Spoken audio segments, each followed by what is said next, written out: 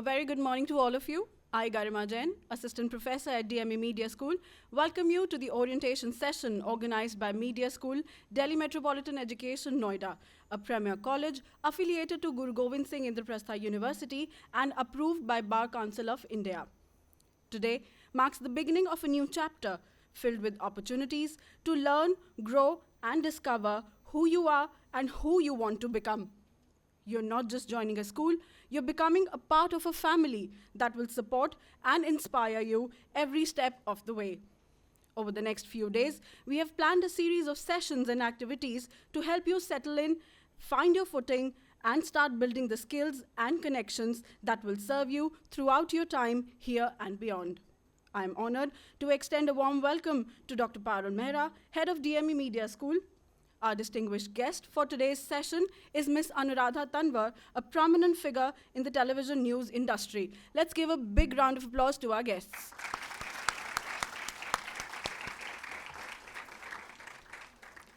The significance of great celebrations and ceremonies is amplified by the divine blessings of the Almighty. Before proceeding with this session, it's imperative that we seek the grace of the divine and offer our prayers for the prosperity and success of our endeavors. I would like to invite Janvi and Anshika, our final year students, to perform Ganesh Vandana.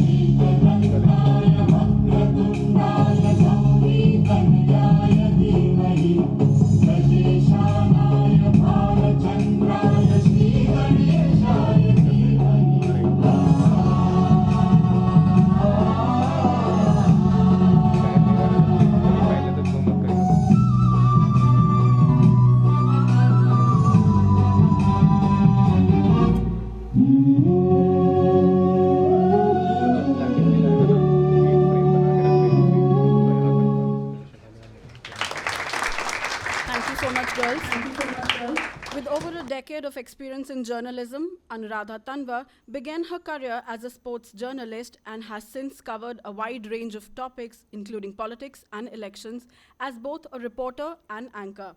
She has worked with major networks such as ETV Network, Sahara Network, TV9 Bharatvarsh, and India Today Group. Currently, she heads the digital channel Delhi Tak at India Today Group and also anchors for News Tak. Recently, she was honored with the 40 Under 40 Award for Excellence in Journalism by Exchange for Media. It's a pleasure to have you here with us, ma'am. I would request Professor Dr. Parul Mehra to kindly felicitate our guest.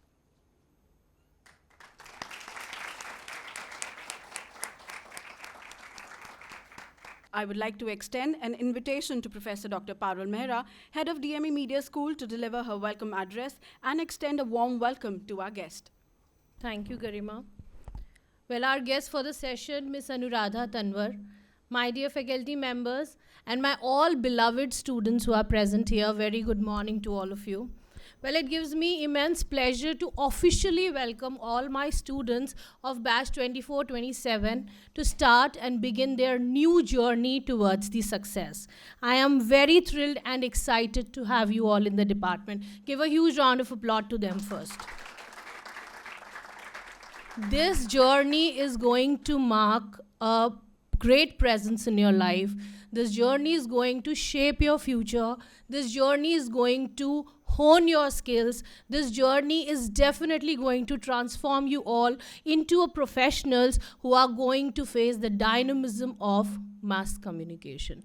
I would like to invite and thanks Anuradha Tanwar for accepting my invitation, because I understand how difficult it is for the media people to take out time from their busy schedule, especially when she's coming right away from a very important event of Arvind Kejriwal hearing, because she covers complete Delhi.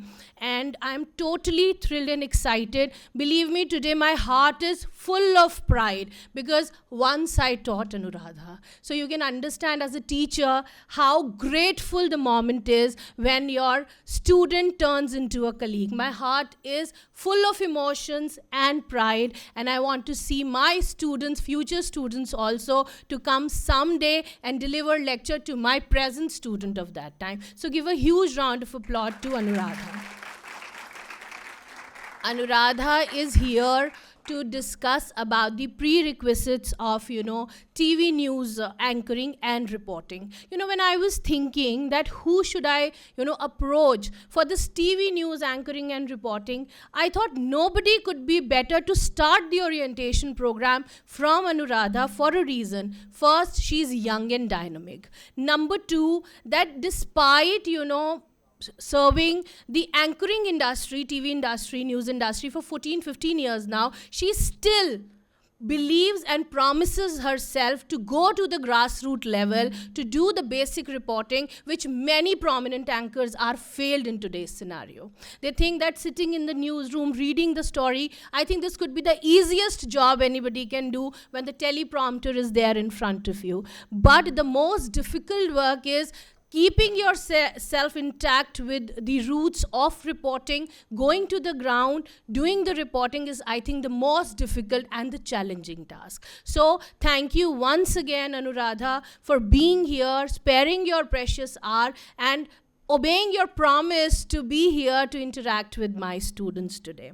And also, I would like to congratulate all my students for choosing this field of journalism and mass communication, specifically at DME Media Institute. Believe me, you all have done a all have made a wise choice in choosing this course, because this particular course of mass communication is not just fascinating, but it is incredibly impactful.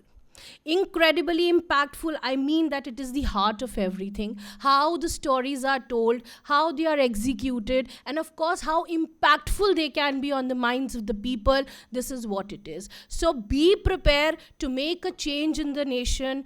Try to be very focused with whatever you are doing, because your purpose from tomorrow onwards is going to inform, is going to educate, is going to persuade the people, the masses. So be prepared for that. So today we all are starting something extraordinary. DME Media Institute promises their students for getting the best of the skills to face the dynamism of the television and the media industry in the times to come. So I have no doubt also that my students are going to make that impact in the times to come, because we are going to train you with those most important skills which are required in the industry. And we promise to get you the best of the people from the industry who can, interact and discuss about what is happening in the industry of today's time. So, my dear students, let's mark this journey together with enthusiasm, with dedication, and lots of spark,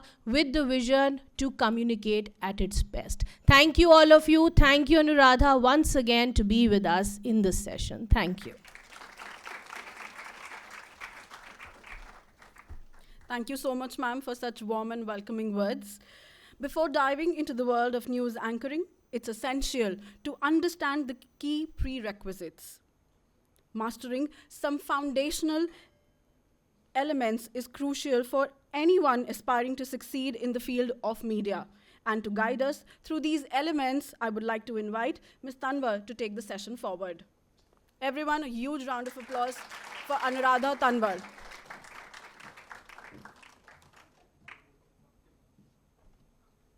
Thank you. Hello, everyone. Thank you, DME and Parul ma'am, for inviting me here. So, As you all know, I'm Anuradha Tawa. I'm working in India Today Group. Anyone can call me an anchor, a reporter, but I call myself a journalist. And this is what is important for everyone, for every student who is pursuing journalism. Be a journalist, because if you want to become an anchor or a reporter or a producer, it is very important to know the basics. So I'll start with journalism, why journalism is important, and how you can be a good journalist. Because if आप लोगों ने journalism को अच्छे से समझ लिया, आपने ये समझ लिया कि आपको जर्नलिस्ट कैसे बनना है, तो आप कुछ भी बन सकते हो. आप एक एंकर बन सकते हो, एक रिपोर्टर बन सकते हो, एक एडिटर बन सकते हो. तो सबसे बेसिक चीज़ें हैं जो पारुल मैम ने अब तक आप लोगों को बताई होंगी, पढ़ाई होंगी, कि आपको सबसे इम्पॉर्टेंट जो बेसिक चीज़ है वो ये है कि आपको डेली न्यूज़पेपर से स्टार्ट करना है. क्योंकि अब जब तक आपको नहीं पता होगा कि देश में क्या चल रहा है, अपने घर में क्या चल रहा है, पड़ोस में क्या चल रहा है, तब तक कोई फ़ायदा नहीं है किसी भी चीज़ का. तो आपको एक बेसिक जानकारी जो है वो ज़रूर होनी चाहिए हर टॉपिक के बारे में. बहुत सारी चीज़ें कही जाती हैं जर्नलिज्म के बारे में कि master of none, jack of all, but I personally believe कि हर किसी का एक इंटरेस्ट होता है, एक पर्सनल इंटरेस्ट होता है, और उस इंटरेस्ट को आपको मास्टर ज़रूर करना चाहिए. फॉर एग्जाम्पल अगर मैं अपनी बात करूँ तो I have started as a sports journalist because I love sports and I am very passionate about sports. तो मैंने स्पोर्ट्स जर्नलिज्म से स्टार्ट किया, और आज आप मुझे अगर देखेंगे तो मैं पॉलिटिक्स कवर करती हूँ, इलेक्शन कवर करती हूँ, डिबेट्स करती हूँ. किसी भी टॉपिक पर मेरे एडिटर ने मुझे अगर बोला है कि 5 बजे हमें डिबेट करनी है और टॉपिक हम इलेक्शंस ले सकते हैं, हम पॉलिटिक्स ले सकते हैं, हम जो आर्ग्यूमेंट्स आजकल चल रहे हैं, एक पॉलिटिशियन ने क्या बोल दिया, जम्मू कश्मीर में क्या हो रहा है, कोलकाता में क्या हो रहा है, कुछ भी. लेकिन आपको हर चीज़ के बारे में पता होना चाहिए, लेकिन एक चीज़ ऐसी होनी चाहिए जिसके बारे में आपको A to Z हर चीज़ पता होनी चाहिए. वो आपकी USP बनती है.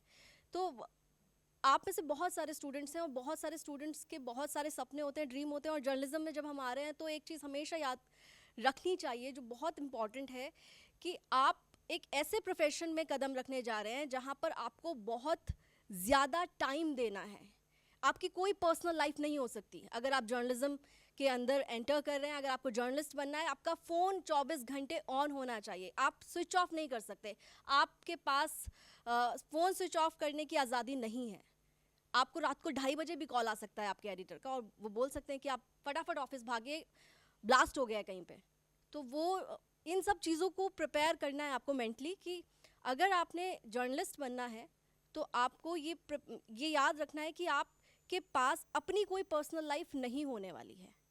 और अगर आप प्रिपेयर हैं, क्योंकि मैं ये मानती हूँ कि हम भी फ़ौजी हैं क्योंकि एक फ़ौजी जो सरहद पे खड़े हैं वो दिन रात हमारी सुरक्षा के लिए खड़े हुए हैं, और हमारे ऊपर भी एक बहुत बड़ी रिस्पॉन्सिबिलिटी है कि हमें देश को, लोगों को बताना है कि चल क्या रहा है, हो क्या रहा है, क्या गलत हो रहा है, क्या सही हो रहा है, कौन क्या कर रहा है. हर चीज़ के बारे में हमारे ऊपर ये रिस्पॉन्सिबिलिटी है कि हमें उनको इन्फॉर्म करना है. अब बात करते हैं हम टीवी रिपोर्टिंग और एंकरिंग की. जो भी स्टूडेंट्स टीवी में आना चाहते हैं वो ये समझ लें कि उनको बहुत क्विक होना पड़ेगा. बिकॉज़ आप टीवी में जब एंकरिंग करते हैं, स्पेशली जो एंकर्स हैं यहाँ पर, जो एंकर्स बनने का सपना देख रहे हैं, आप बैठे हैं स्टूडियो में और आप कोई भी अपना बुलेटिन जब पढ़ रहे हैं, आपके सामने टेलीप्रॉम्प्टर लगा होगा, उसको आप पढ़ रहे हैं, और अचानक से आपके कान में ईयरपीस लगा होता है, उसमें कमांड आती है कि ब्लास्ट हो गया. आपको बहुत क्विकली रिस्पॉन्ड करना है, और आप एक खबर से दूसरी खबर पर जब जाते हैं तब आपकी आवाज़ भी बदलती है और आपका बोलने का इम्पैक्ट भी बदलता है. और वो जो क्विक रिस्पॉन्स आपको देना है उसमें मेंटली आपको प्रिपेयर होने का बहुत ज़्यादा टाइम नहीं मिलता है, और ये प्रैक्टिस से आता है. एक दिन में कोई नहीं सीख सकता ये चीज़ें, धीरे धीरे चीज़ें हम सीखते हैं, बोलते हैं. तो जो रिपोर्टर्स हैं और जो एंकर्स हैं, यानी कि जो एंकर बनना चाहते हैं और जो रिपोर्टर्स बनना चाहते हैं, वो इस चीज़ को समझ लें कि आपको हर चीज़ के बारे में बेसिक क्लियर होना चाहिए कि टॉपिक क्या है. आप अगर फॉर एग्जांपल अगर आप स्पोर्ट्स कवर कर रहे हैं और आपको आपकी असाइनमेंट ने कॉल कर दिया और बोला कि आप पार्लियामेंट चले जाइए, सेशन चल रहा है, हमारा आज जो पार्लियामेंट वाला रिपोर्टर है वो आज अवेलेबल नहीं है, कुछ इमरजेंसी है और आपको कवर करने जाना है। अगर आपको यही नहीं पता होगा कि आपके एमपी कौन है, वो आपके सामने से निकल जाएंगे, तो आप क्या रिस्पॉन्ड करेंगे, क्या डिलीवर करेंगे? तो आपको पता सब कुछ होना चाहिए। बिकॉज बहुत सारे बच्चों से जब हम इंटरेक्ट करते हैं, क्योंकि बहुत सारे स्टूडेंट्स मिलते हैं, तो उनको बेसिक नॉलेज भी नहीं होती है मैम। ये बड़ा ख़राब लगता है देखने में कि स्टूडेंट्स आते हैं इंटर्नशिप के लिए और उनसे बेसिक सवाल पूछे जाते हैं, तो उनको वो ये नहीं पता होता कि आज दिल्ली में मनीष सिसोदिया तो नहीं है एजुकेशन मिनिस्टर, तो कौन है? आतिशी एजुकेशन मिनिस्टर हैं, नहीं है, किसी को बहुत ज़्यादा डेप्थ नहीं है। ये बड़ा देखने में ख़राब लगता है कि बच्चे आजकल पढ़ नहीं रहे हैं वो सब चीज़ें जो आपके आने वाले टाइम में बहुत काम आने वाली हैं। तो वो आप पढ़ना शुरू कीजिए, स्पेशली न्यूज़पेपर पढ़िए, फ्रंट पेज भी पढ़िए, एडिटोरियल भी पढ़िए, स्पोर्ट्स भी पढ़िए, पॉलिटिक्स भी पढ़िए, क्राइम भी पढ़िए। क्योंकि जब आप टीवी में एंटर करेंगे, आपको नहीं पता है कि स्टूडियो में आप अपना एंटरटेनमेंट शो कर रहे हैं, लेकिन उसी बीच अगर कुछ बड़ी खबर हो जाती है तो वो आपको डिलीवर करनी होगी, और उसके लिए आपको प्रिपेयर होना पड़ेगा। आपके कान में सिर्फ एक लाइन की बात बताई जाएगी कि करोल बाग में ब्लास्ट हो गया, अब आपको 5 मिनट बोलना है उस पर, आप कैसे बात करेंगे, कैसे बोलेंगे? तो उसके लिए आपको बहुत इंपॉर्टेंट है ये कि आपको पता होना चाहिए कि अगर कहीं ब्लास्ट हो जाता है तो क्या सिचुएशन हो सकती है, और कोई भी गलत फैक्ट नहीं देना है। ये बहुत इंपॉर्टेंट है कि आज आप जानते हैं कि एआई आ चुका है और बहुत मिसलीडिंग स्टोरीज चल रही हैं, बहुत ज़्यादा हमें फैक्ट चेक करना पड़ता है। क्रॉस चेक तो बहुत ज़रूरी है, हम हमेशा से करते आए हैं, लेकिन अब फैक्ट चेक करना पड़ता है इसलिए क्योंकि बहुत अलग अलग तरह की इंफॉर्मेशन जो है वो फ्लोट हो रही हैं। आप सब लोग सोशल मीडिया ज़रूर यूज़ करते होंगे। जो भी स्टूडेंट है यहाँ पर जिसको जर्नलिज्म में आगे परस्यू करना है, जो सीरियस है जर्नलिज्म के लिए, वो एक दो ऐसे एप्लीकेशन हैं जो उनके पास ज़रूर होने चाहिए। दैट इज़ एक्स, ट्विटर पर आप सभी लोग अपना अकाउंट बनाइए, क्योंकि वहाँ पे आपको जो इन्फॉर्मेशन मिलेगी, जितना क्विक इन्फॉर्मेशन मिलेगी वो कहीं नहीं मिलेगी। और वहाँ पे अच्छी बात ये है कि आपको ग्लोबली बहुत कुछ इन्फॉर्मेशन जो है वो मिल जाएगी। आपको ये भी पता चल जाएगा कि यूएस में जो प्रेसिडेंट इलेक्शन हो रहा है वहाँ पर क्या चल रहा है। आपको ये भी पता चल जाएगा कि हमारे प्रधानमंत्री कहाँ विजिट कर रहे हैं। आपको ये भी पता चल जाएगा कि राहुल गांधी जम्मू कश्मीर क्यों गए हुए हैं। तो एक्स पर अपना टाइम थोड़ा देना स्टार्ट कीजिए और सही तरीके से, क्योंकि इंस्टाग्राम भी एक अच्छा एप्लीकेशन है, लेकिन वहाँ पर लोग एंटरटेनमेंट पर्पस की वजह से ज़्यादा जाते हैं। लेकिन आपको बता दूं मैं, MS धोनी ने अपनी रिटायरमेंट अनाउंस जब की थी तो वो इंस्टाग्राम पे ही की थी, तो वो भी इम्पॉर्टेंट है आज। क्योंकि पहले हम जब थोड़ा पुराने टाइम में चलें तो उस टाइम पे एक प्रेस रिलीज़ आती थी BCCI की तरफ से कि सचिन रिटायरमेंट अनाउंस कर रहे हैं या द्रविड़ रिटायरमेंट अनाउंस कर रहे हैं। लेकिन अब इंस्टाग्राम पे या ट्विटर पे एक ट्वीट आ जाता है, तो आपको वो पता होना चाहिए कि क्या हो रहा है, क्योंकि आपका एडिटर आके आपसे यही पूछेंगे कि क्या हुआ धोनी के साथ। वो आपको जज भी करते हैं, आपका टेस्ट भी लेते रहते हैं। आज भी मिलन सर आके पूछते हैं ऐसे ही, तो क्या हुआ आज केजरीवाल के साथ, क्योंकि वो आपसे एक्सपेक्ट करते हैं कि आपको हर कुछ पता होना चाहिए, आपको सारी इन्फॉर्मेशन जो है वो आपके पास होनी चाहिए। तो पहली चीज़ ये है कि आपको न्यूज़पेपर ज़रूर पढ़ना है। आप रिपोर्टर बनेंगे, आप एंकर बनेंगे, आप प्रोड्यूसर बनेंगे, आप एडिटर बनेंगे, आप कुछ भी बन सकते हैं, लेकिन अगर आपके पास इन्फॉर्मेशन ही नहीं है तो आप कुछ भी नहीं बन सकते हैं। ये बहुत क्लैरिटी के साथ आप लोगों को दिमाग में चीज़ें रखनी है कि आपको बेसिक हर चीज़ के बारे में नॉलेज होनी चाहिए, लेकिन एक इंटरेस्ट अपना ढूंढ लीजिए। चाहे आपका एंटरटेनमेंट में इंटरेस्ट हो सकता है, स्पोर्ट्स में हो सकता है, पॉलिटिक्स में हो सकता है। आजकल तो जो यूथ है बहुत अवेयर हो चुका है चीज़ों को लेकर, और स्पेशली वोकल भी है। तो ये बहुत अच्छी बात है कि लोग डिस्कस करते हैं चीज़ें, उनको पता है कि उनको वोट करने जाना है तो क्या इश्यूज़ जो हैं वो मैटर करते हैं, इसलिए वो लोग डिस्कस करते हैं। और इसीलिए अब हम अपने यूथ से बहुत कुछ एक्सपेक्ट करते हैं। आप जर्नलिज्म में जब आ रहे हैं, आपको टीवी एंकर और टीवी रिपोर्टर बनना है, तो उसके लिए कुछ शर्तें हैं। वो पहली शर्त ये है कि आपको हमेशा तैयार रहना है किसी भी इवेंट को कवर करने के लिए। आपके पास एक्सक्यूज़ नहीं हो सकता कि मैं अवेलेबल नहीं हूँ या मैं लेट हो जाऊँगा, क्योंकि खबर हमारे लिए वेट नहीं करती है। किसी रिपोर्टर के लिए कोई खबर वेट नहीं करेगी। अगर कहीं पर फायरिंग हो गई तो वो ये नहीं कहेगा कि नहीं अभी रिपोर्टर आने में 10 मिनट है तो हम रुकते हैं। आपको पहुंचना ही पहुंचना है। अगर कोई बड़ी कॉन्फ्रेंस है तो वो आपके लिए वेट नहीं करेगी कि आप पहले आएंगे तब हम कॉन्फ्रेंस स्टार्ट करेंगे, नहीं, आपको वहाँ पर पहले पहुँचना है। तो पहले मेंटली प्रिपेयर होना पड़ेगा, उसके बाद चीज़ें आप अपने तरीके से कर सकते हैं। सबसे इम्पॉर्टेंट बात जो और इसमें आप ऐड कर सकते हैं या ज़रूरी है आपके लिए, वो ये कि आपको बहुत क्विक रिस्पॉन्स करना होगा किसी भी खबर को। मतलब मैं आपको बहुत ज़्यादा प्रैक्टिकल चीज़ें बता रही हूँ क्योंकि थ्योरी आप क्लासरूम में पढ़ते हैं, जब आप फील्ड पे आते हैं तो मैं अगर मुझे किसी की हायरिंग करनी है फॉर एग्जांपल, तो मैं कुछ क्वालिटीज़ जो हैं वो ज़रूर देखूंगी कि क्या उसको बेसिक्स पता है, क्या अगर मैं उसको दिल्ली तक के लिए हायर कर रही हूँ तो उसको क्या दिल्ली की पॉलिटिक्स के बारे में पता है, उसको पता है कि दिल्ली में इस वक्त पर बीजेपी के स्टेट प्रेसिडेंट कौन है। जो बेसिक है, स्टेट प्रेसिडेंट तो आपको पता ही होना चाहिए, मतलब ये मैं एक्सपेक्ट करती हूँ। तो बेसिक चीज़ें तो बहुत क्लियरली आपको आपके दिमाग में बिठा लेनी चाहिए कि ये चीज़ें तो हमें पता ही होनी चाहिए। आपको पता ही होना चाहिए कि लोकसभा में कितनी सीटें हैं और सरकार बनाने के लिए आपको कितनी सीटें चाहिए। तो बेसिक बहुत स्ट्रॉन्ग करना है। वहीं से अगर आपने वो स्ट्रॉन्ग कर लिया तो उसके बाद बहुत इजी होती हैं चीज़ें। उसके बाद कॉन्फिडेंस होना चाहिए। अगर आपको टीवी में आना है, आपको रिपोर्टिंग करनी है और एंकरिंग करनी है, तो आपके अंदर बहुत कॉन्फिडेंस होना चाहिए। आप कॉन्फिडेंट लगने चाहिए स्क्रीन पर। आप नर्वस नहीं दिख सकते हैं स्क्रीन पर, आप फंबल नहीं मार सकते हैं स्क्रीन पर। आपको डिबेट भी करनी है स्क्रीन पर बैठकर, और डिबेट भी आपको कभी हो सकता है किसी स्पोक्स पर्सन से करनी हो, कभी हो सकता है कि आपको मिनिस्टर के साथ करनी हो। और आप उससे क्रॉस क्वेश्चन कैसे करेंगे अगर आप खुद ही कॉन्फिडेंट नहीं है तो?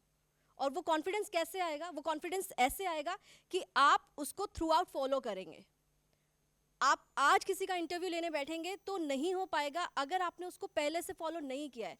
आपने 4 आर्टिकल पढ़ के कोई इंटरव्यू नहीं कर सकता अच्छा, अगर आपने उसको अच्छे से नहीं देखा है कि उसने क्या किया पास्ट में, उसने ये प्रॉमिसेस किए थे और आज वही कहता है कि मुझे 5 साल और चाहिए, तो पहले 5 साल का हिसाब तो देना पड़ेगा।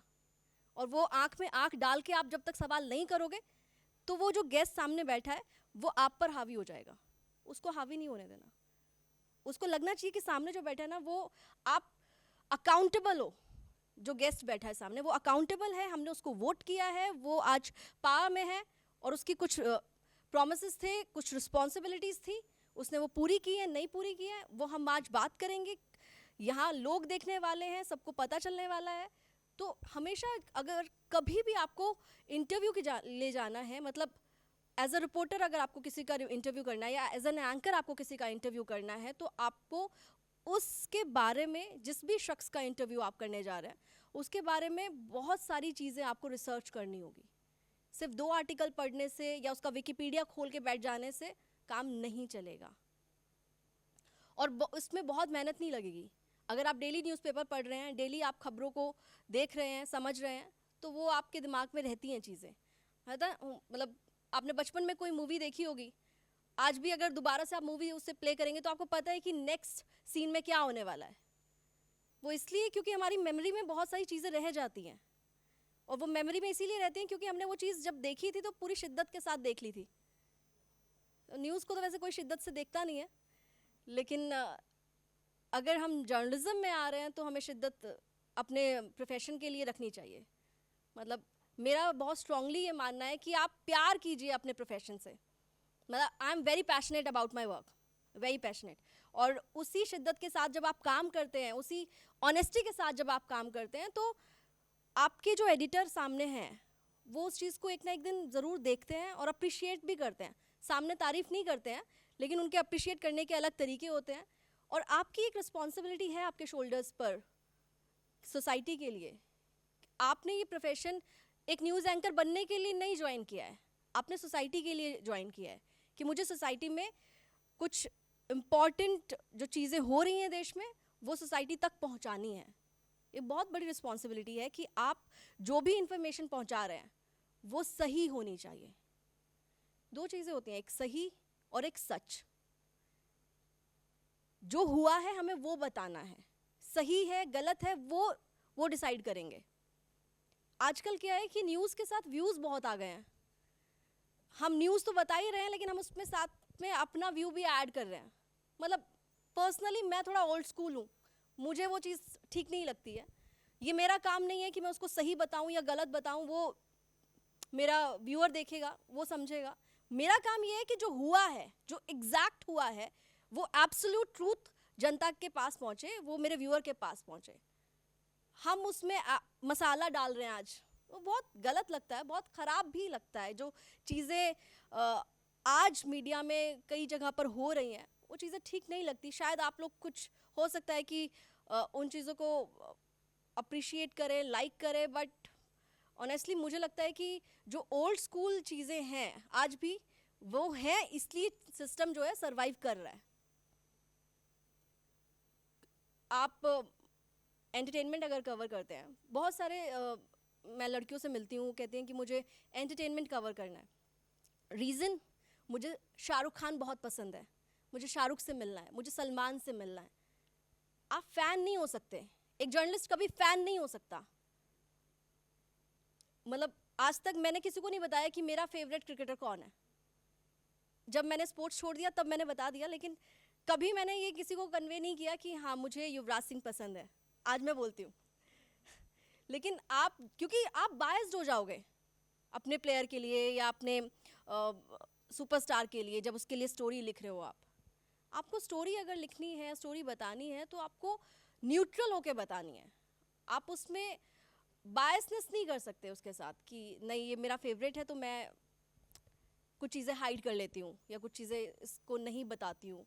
ऐसा आप, ऑनेस्टी बहुत ज़रूरी है अपने काम में। और ऑनेस्टी अपने काम में सिर्फ इसी चीज़ के लिए ज़रूरी नहीं है कि आपने वो स्टोरी 100% लिखी है।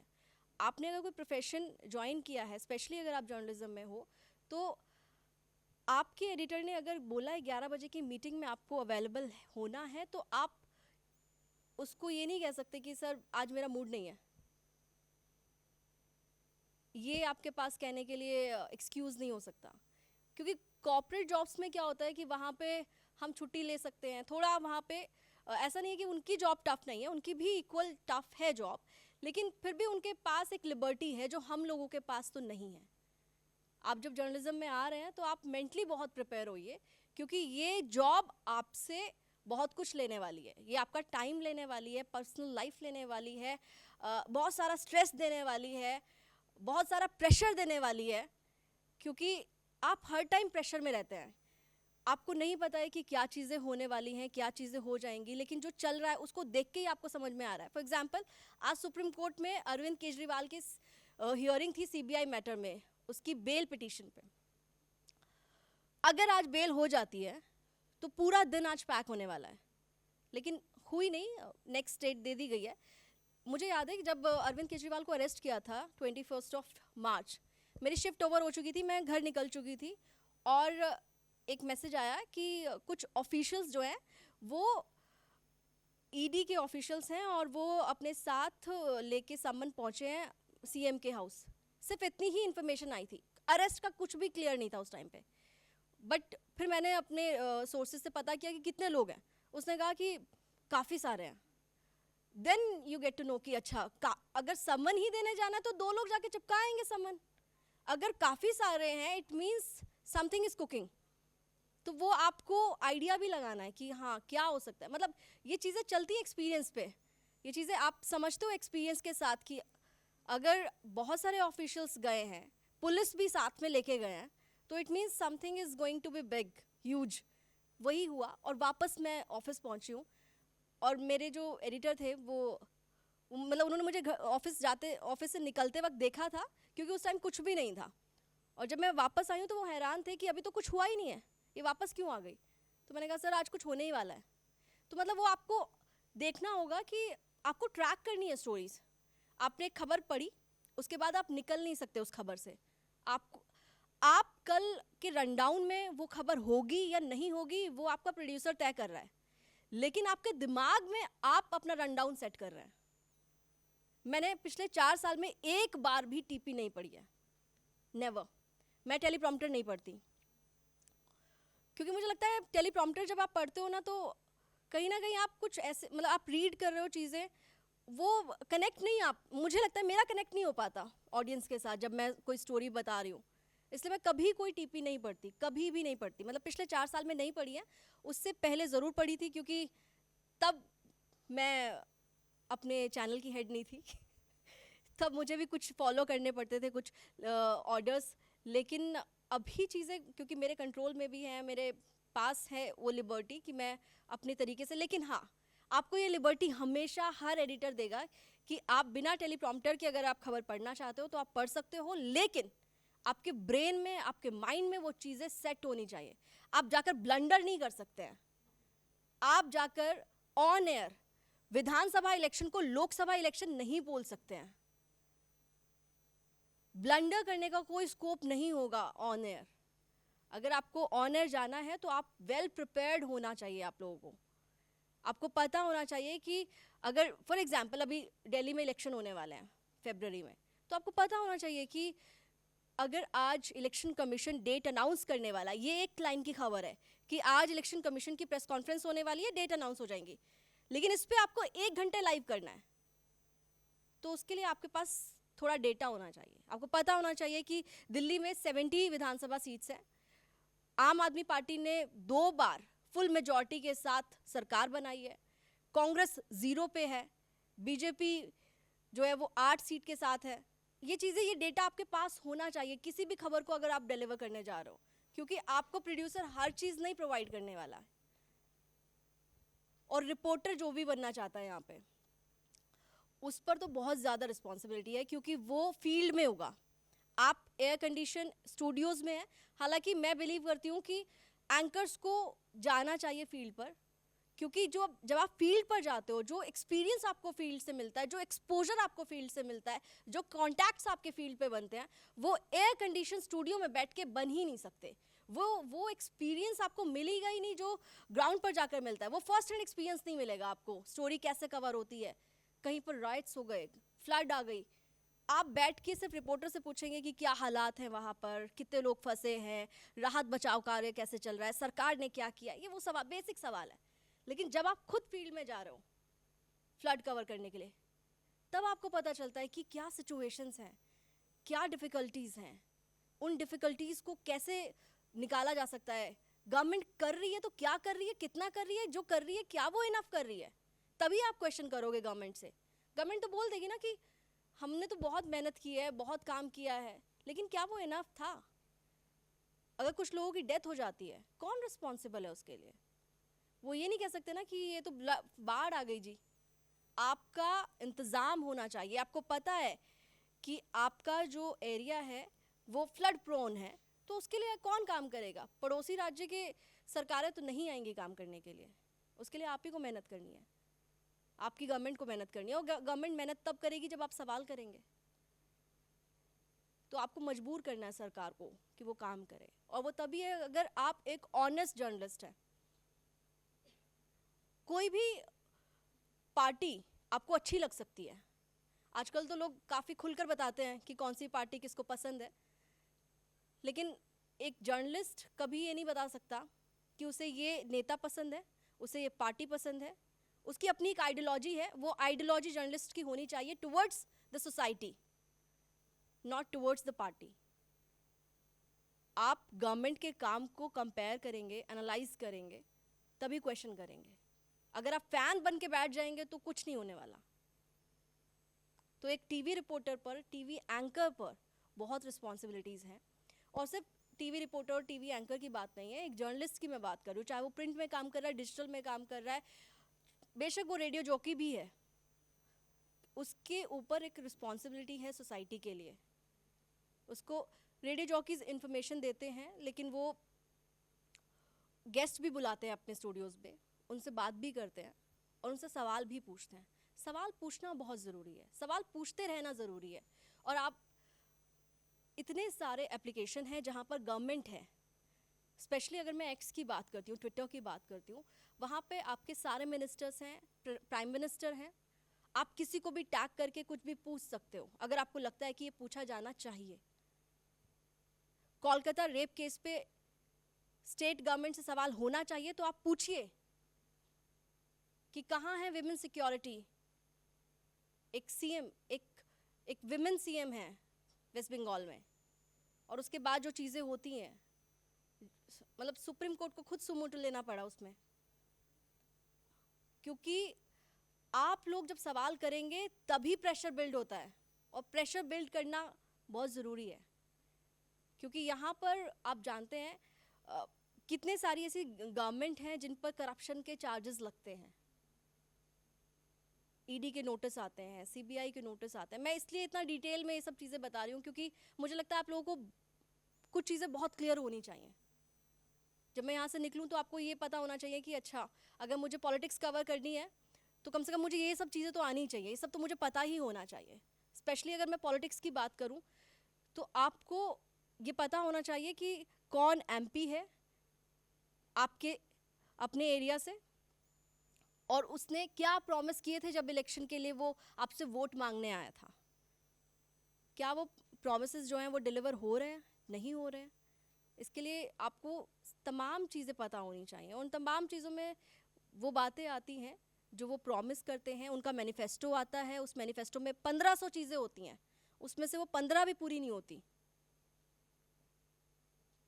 तो ये हमारी रिस्पॉन्सिबिलिटी है कि 1500 बोली है, कम से कम 15 तो पूरी करें पहले। इसलिए ये बहुत इम्पॉर्टेंट है कि आप अपनी जिम्मेदारी बहुत ईमानदारी से पूरी करें। तो आपका कॉन्फिडेंट होना बहुत ज़रूरी है। आप ऑन एयर जा रहे हैं, कई बार क्या होता है ना कि हम ह्यूमन हैं और ह्यूमन एरर हो सकता है। आप टेलीप्रॉम्प्टर पढ़ रहे हैं, टेलीप्रॉम्प्टर में कुछ भी लिख के कोई गलती से कुछ गलत लिख के आ गया, प्रोड्यूसर को हो सकता है कुछ उसने टाइपिंग में ध्यान नहीं दिया और आपने फ्लो में वो पढ़ दिया। आपका माइंड बहुत एक्टिव होना चाहिए, आपको पता होना चाहिए कि आपने कुछ गलत पढ़ा और आपको तुरंत रुक के पहले उसको करेक्ट करना होगा। एंकर्स जो भी यहाँ पे बनना चाहते हैं, मैं उनके लिए बोल रही हूँ।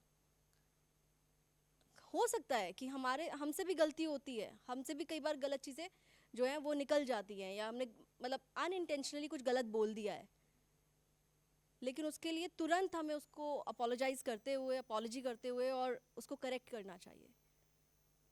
लेकिन अगर आपने वो गलत पढ़ के दूसरी खबर पे आपने जंप कर दिया तो वो चीज़ ना आज क्योंकि सोशल मीडिया है वो हर जगह फैल जाएगी, फिर आप ज़िंदगी भर ट्रोल होंगे।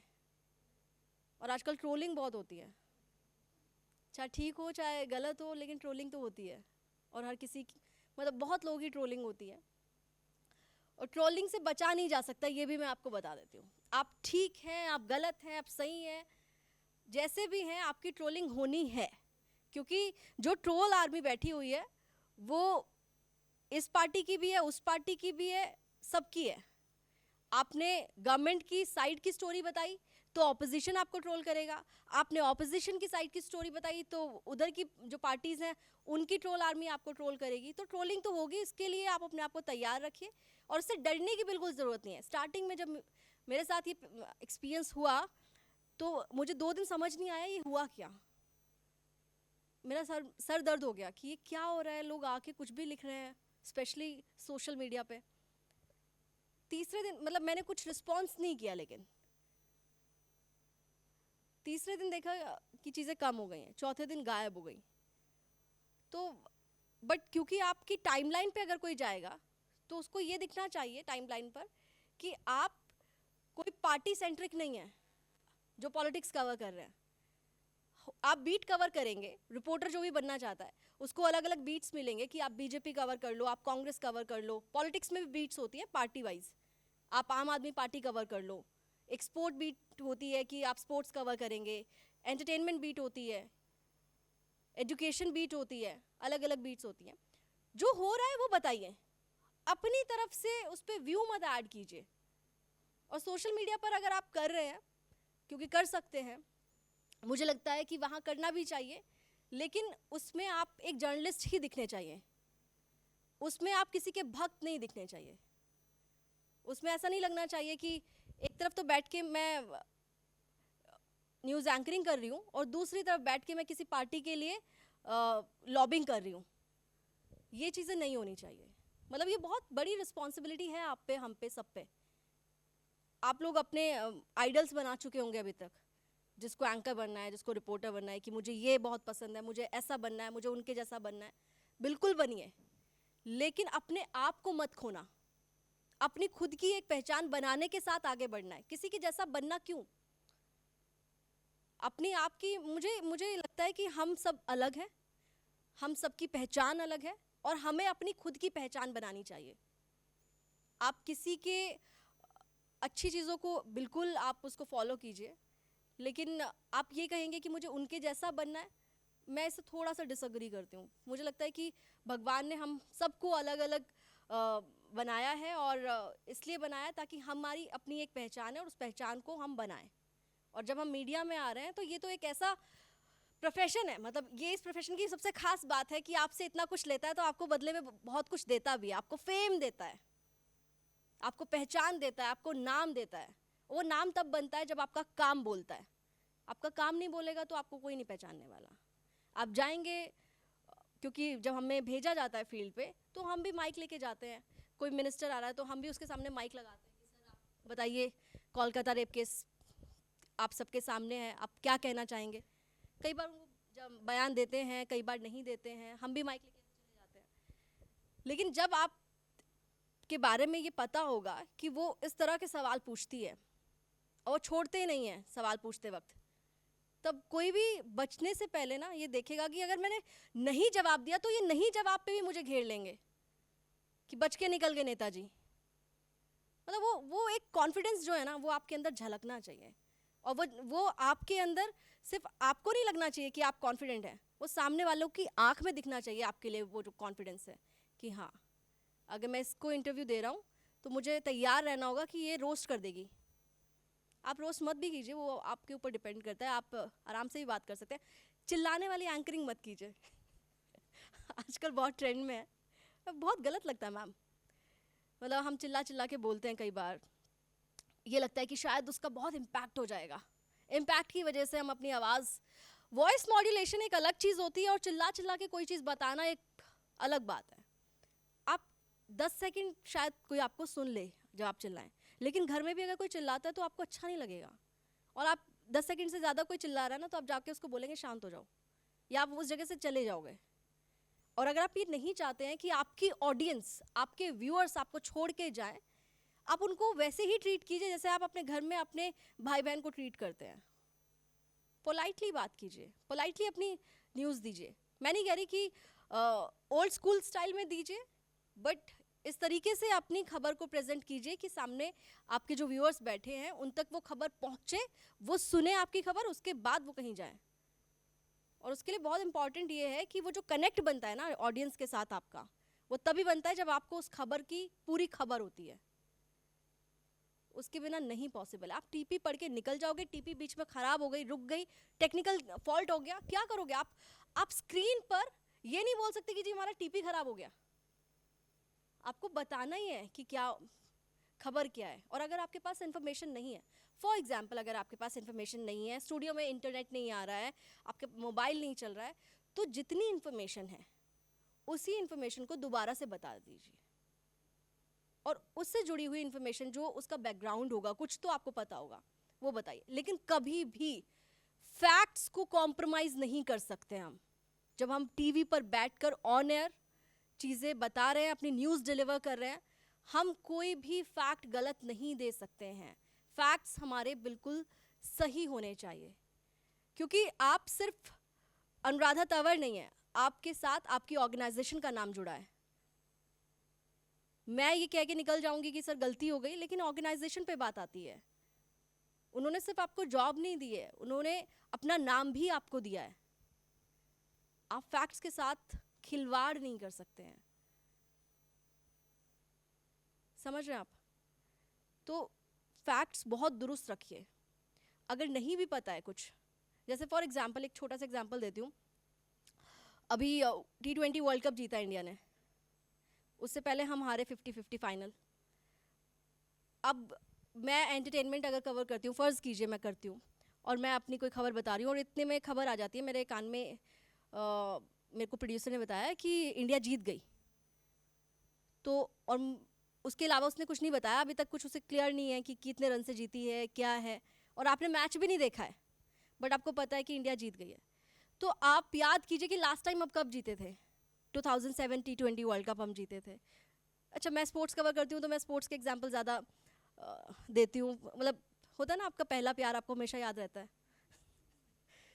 तो हमेशा जो भी चीज़ें हो रही हैं, स्पेशली जो चीज़ें हो रही हैं, for example US president election हो रहा है, वो हमेशा आपके डेली के रूटीन में होना चाहिए कि उस पर क्या फॉलो अप आया है, क्या उसमें बराक ओबामा ने किसको अपना सपोर्ट दिया है, ट्रंप ने क्या कहा है, मतलब आपको ये चीज़ें पता होनी चाहिए। फॉर एग्जांपल अगर टीपी नहीं चल रही है तो आप अगर यूएस प्रेसिडेंट इलेक्शन पर लाइव कर रहे हैं तो आपके पास 15 चीज़ें बताने के लिए अपनी ऑडियंस को आप बता सकते हैं कि ट्रंप को एक स्पीच के टाइम पर उस पर हमला हो गया, उसके कान से गोली निकल गई, बहुत सारी चीज़ें हैं, उसने कमला हैरिस के लिए क्या बोल दिया। You have got lot of information, but वो तब आएगी जब आपको पास खुद होगी वो इन्फॉर्मेशन। हम जब जर्नलिस्ट बनते हैं तो हमारे पास खुद के पास एक बड़ा सा मेमोरी कार्ड होना चाहिए हमारे ब्रेन में, और वो कभी मेमोरी फुल नहीं हो सकती उसकी। हमारे मोबाइल्स की तो हो जाती है लेकिन हमारे ब्रेन की नहीं होनी चाहिए। तो ये बहुत बेसिक सी बातें हैं, लेकिन अगर ये बेसिक आपको क्लियर हो गया तो आप बहुत बढ़िया एंकर भी बन जाएंगे, रिपोर्टर भी बन जाएंगे, प्रोड्यूसर भी बन जाएंगे, एक दिन एडिटर भी बन जाएंगे। ये कुछ चीज़ें हैं, अगर आपने ये फॉलो कर ली तो आपका करियर जो है वो चमक जाएगा, लेकिन उसके लिए बहुत मेहनत करनी पड़ेगी, ऑनेस्टी होनी चाहिए, ग्राउंड पर जाने के लिए आपकी तैयारी होनी चाहिए। दिल्ली में कितनी गर्मी होती है, और कई ऐसे स्टेट्स हैं जहाँ पर बहुत गर्मी होती है, गर्मी की वजह से, लू लगने की वजह से लोगों की डेथ होती है, और उस टाइम पे आपके एडिटर बोलते हैं ग्राउंड पे जाइए कवरेज के लिए। आप लोकेशन तक तो चले जाएंगे कैब में एसी चला के, लेकिन उसके बाद आपको बाहर निकलना है, तो आपको प्रिपेयर होना होगा कि हमें बाढ़ में भी जाना है, गर्मी में भी जाना है, हमें हर मौसम में निकलना है, कहीं पे अटैक हो गया वो भी कवर करना है, कहीं पे राइट्स हो गए वो भी कवर करना है। आप मेंटली बहुत ज़्यादा इस चीज़ को लेके डील करना पड़ेगा कि किसी भी स्टोरी को हम कवर करने जाते हैं तो पहले थोड़ा दिमाग में उसके बारे में सोचते हैं, और बहुत इम्पॉर्टेंट है कि हम सेंसिटिव रहें, सेंसिबल रहें। सेंसिटिव होना बहुत ज़रूरी है। आज बहुत लोग जो हैं इनसेंसिटिव हो गए हैं, और उनकी स्टोरीज़ में, उनकी रिपोर्ट्स में वो चीज़ दिखती है। आप रिपोर्टिंग के लिए जाते हैं, आप एंकरिंग करते हैं, आप चीख चीख के नहीं बता सकते कि इतने लोगों की डेथ हो गई, किसी की फैमिली देख रही है, उन पर क्या बीत रही है, ये आप खुद तय करेंगे, ये आपके एडिटर नहीं बताएंगे आपको। अनुराधा चिल्लाना नहीं है, ये आपको बताना है, अपने तरीके से बताना है। एक हर किसी की बात कहने का एक तरीका होता है। वॉइस मॉड्यूलेशन की जब हम बात करते हैं, जब हम बता रहे हैं कि इंडिया वर्ल्ड कप जीत गया, तो वो दिखना चाहिए जोश हमारे चेहरे पे, हमारी आवाज़ में, कि इंडिया जो है वो सबको हरा कर चैम्पियन बन गया है, वी आर वर्ल्ड चैम्पियंस। लेकिन अगर हम हार गए हैं और हमें ये खबर भी देनी है, तो हम उस जोश के साथ तो नहीं बताएंगे ना इंडिया हार गया है, ऐसे तो नहीं बोलेंगे ना कि भारत की शर्मनाक हार, बोलते तो ऐसे ही हैं लेकिन उस तरीके से नहीं। और हार जीत तो चलो मैच की बात है, बहुत सारी ऐसी स्टोरीज़ होती हैं। फॉर एग्जांपल मुझे याद है, क्योंकि दिल्ली कवर करती हूँ मैं ज़्यादातर, हमारी रेसलर्स जंतर मंतर पे बैठी हुई थी, बहुत इम्पॉर्टेंट इशू था, उन्होंने बहुत ही गंभीर आरोप लगाए थे, और उन आरोपों को लेकर जब कंप्लेन नहीं फाइल हो रही थी तो सुप्रीम कोर्ट जाना पड़ा था। और उस वक्त पर भी कुछ लोग जो है उस स्टोरी को जब कवर करने जा रहे थे तो वो एक स्टैंड ले रहे थे। आप खबर पर कोई स्टैंड नहीं ले सकते हैं, आपको खबर बतानी है। हाँ, आप खबर करने जा रहे हैं और आप देख रहे हैं कि पुलिस डंडे मार रही है, तो आप ज़रूर स्टैंड लीजिए। गलत होते हुए मुझे लगता है कि वो इंसानियत के तौर पर भी हमें नहीं गलत का साथ देना चाहिए, और पत्रकार हैं तो बिल्कुल भी नहीं। और हमेशा अपने फंडामेंटल राइट्स आपके टिप्स पर होने चाहिए, कोई आपको रोके इतनी हिम्मत किसी में नहीं होनी चाहिए। क्योंकि कई बार होता है हम ऐसी खबरें कवर करने जाते हैं जहाँ पर जिसने गलत किया है उसी से हमें सवाल भी पूछना होता है, तो कई बार वो डराने की भी कोशिश कर सकता है, धमकाने की कोशिश कर सकता है, माइक आपका हटा सकता है। लेकिन आपको वो बहुत ही स्ट्रांगली, बहुत ही फर्मली अपना माइक उसके सामने रखना होगा, उससे पूछना होगा। जवाब नहीं देना, ना दे, लेकिन आपके साथ वो किसी भी तरह से मिसबिहेव ना करे। क्योंकि मुझे याद है एक रिपोर्टर है, ब्रिजभूषण से ही वो बात कर रही थी और बहुत ही गलत तरीके से ब्रिजभूषण ने उसके साथ बिहेव किया था। वो शायद आपने देखी होगी, वो क्लिप काफ़ी वायरल भी हुई थी। तो अगर कोई इस तरह की चीज़ करता है तो हमें एक्शन लेना चाहिए। हमें अपने फंडामेंटल राइट्स क्लियर होने चाहिए कि हमारे पास क्या पावर है। कॉन्स्टिट्यूशन ने हमें जो पावर दी है वो हमारे पास है और उसे कोई छीन नहीं सकता। लोग छीनने की कोशिश करते हैं, लेकिन हमारी ये जिम्मेदारी है कि वो हमसे कोई छीने ना। आज आपने देखा होगा ये लोकसभा इलेक्शन में सबसे ज़्यादा चर्चा कॉन्स्टिट्यूशन की हुई थी। ये ऑपोजिशन ने इसको मुद्दा बनाया और कहा कि कॉन्स्टिट्यूशन जो है उसे बचाने की हम लड़ाई लड़ रहे हैं, उन्होंने ये मुद्दा बनाया। बट हमें मतलब मैं ये मानती हूँ कि एज अ सिटीज़न ये हमारा हक है। हमारे फंडामेंटल राइट्स जो हमें कॉन्स्टिट्यूशन ने दिए हैं वो हमें पता होने चाहिए और उसके साथ कोई कॉम्प्रोमाइज़ हो ही नहीं सकता। खबर के साथ कोई कॉम्प्रोमाइज़ हो ही नहीं सकता, फैक्ट्स के साथ कोई कॉम्प्रोमाइज़ हो ही नहीं सकता।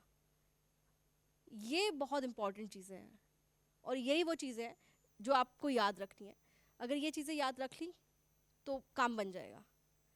क्योंकि मैं अगर आपको असाइनमेंट पे भेज रही हूँ कि जाइए सीएम को अरेस्ट किया है, करप्शन के चार्जेस हैं और आपको फील्ड पे उतरना है, और आप मेरे को वापस आके कह रहे हैं कि मैं फील्ड में क्या करके लेके आऊँ, मेरे पास तो कुछ है नहीं करने के लिए।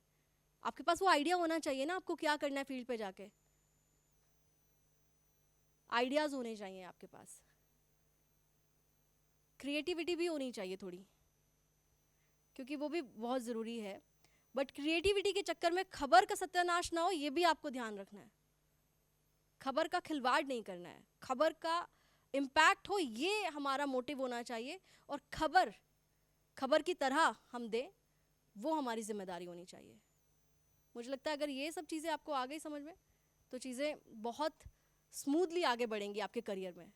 क्योंकि कोई भी एडिटर अगर आपको इंटरव्यू में पूछ रहा है कि आपका क्या मकसद है जर्नलिज्म में आने का, और आपने कहा कि मुझे न्यूज़ एंकर बनना है या मुझे न्यूज़ रिपोर्टर बनना है, अगर मैं एडिटर हूँ तो मेरे को ये जवाब पसंद नहीं आएगा। मैं उसको हायर करना चाहूँगी जो मुझे कहेगा कि मुझे जर्नलिस्ट बनना है। उसके बाद आपको कोई भी रोल दिया जा सकता है।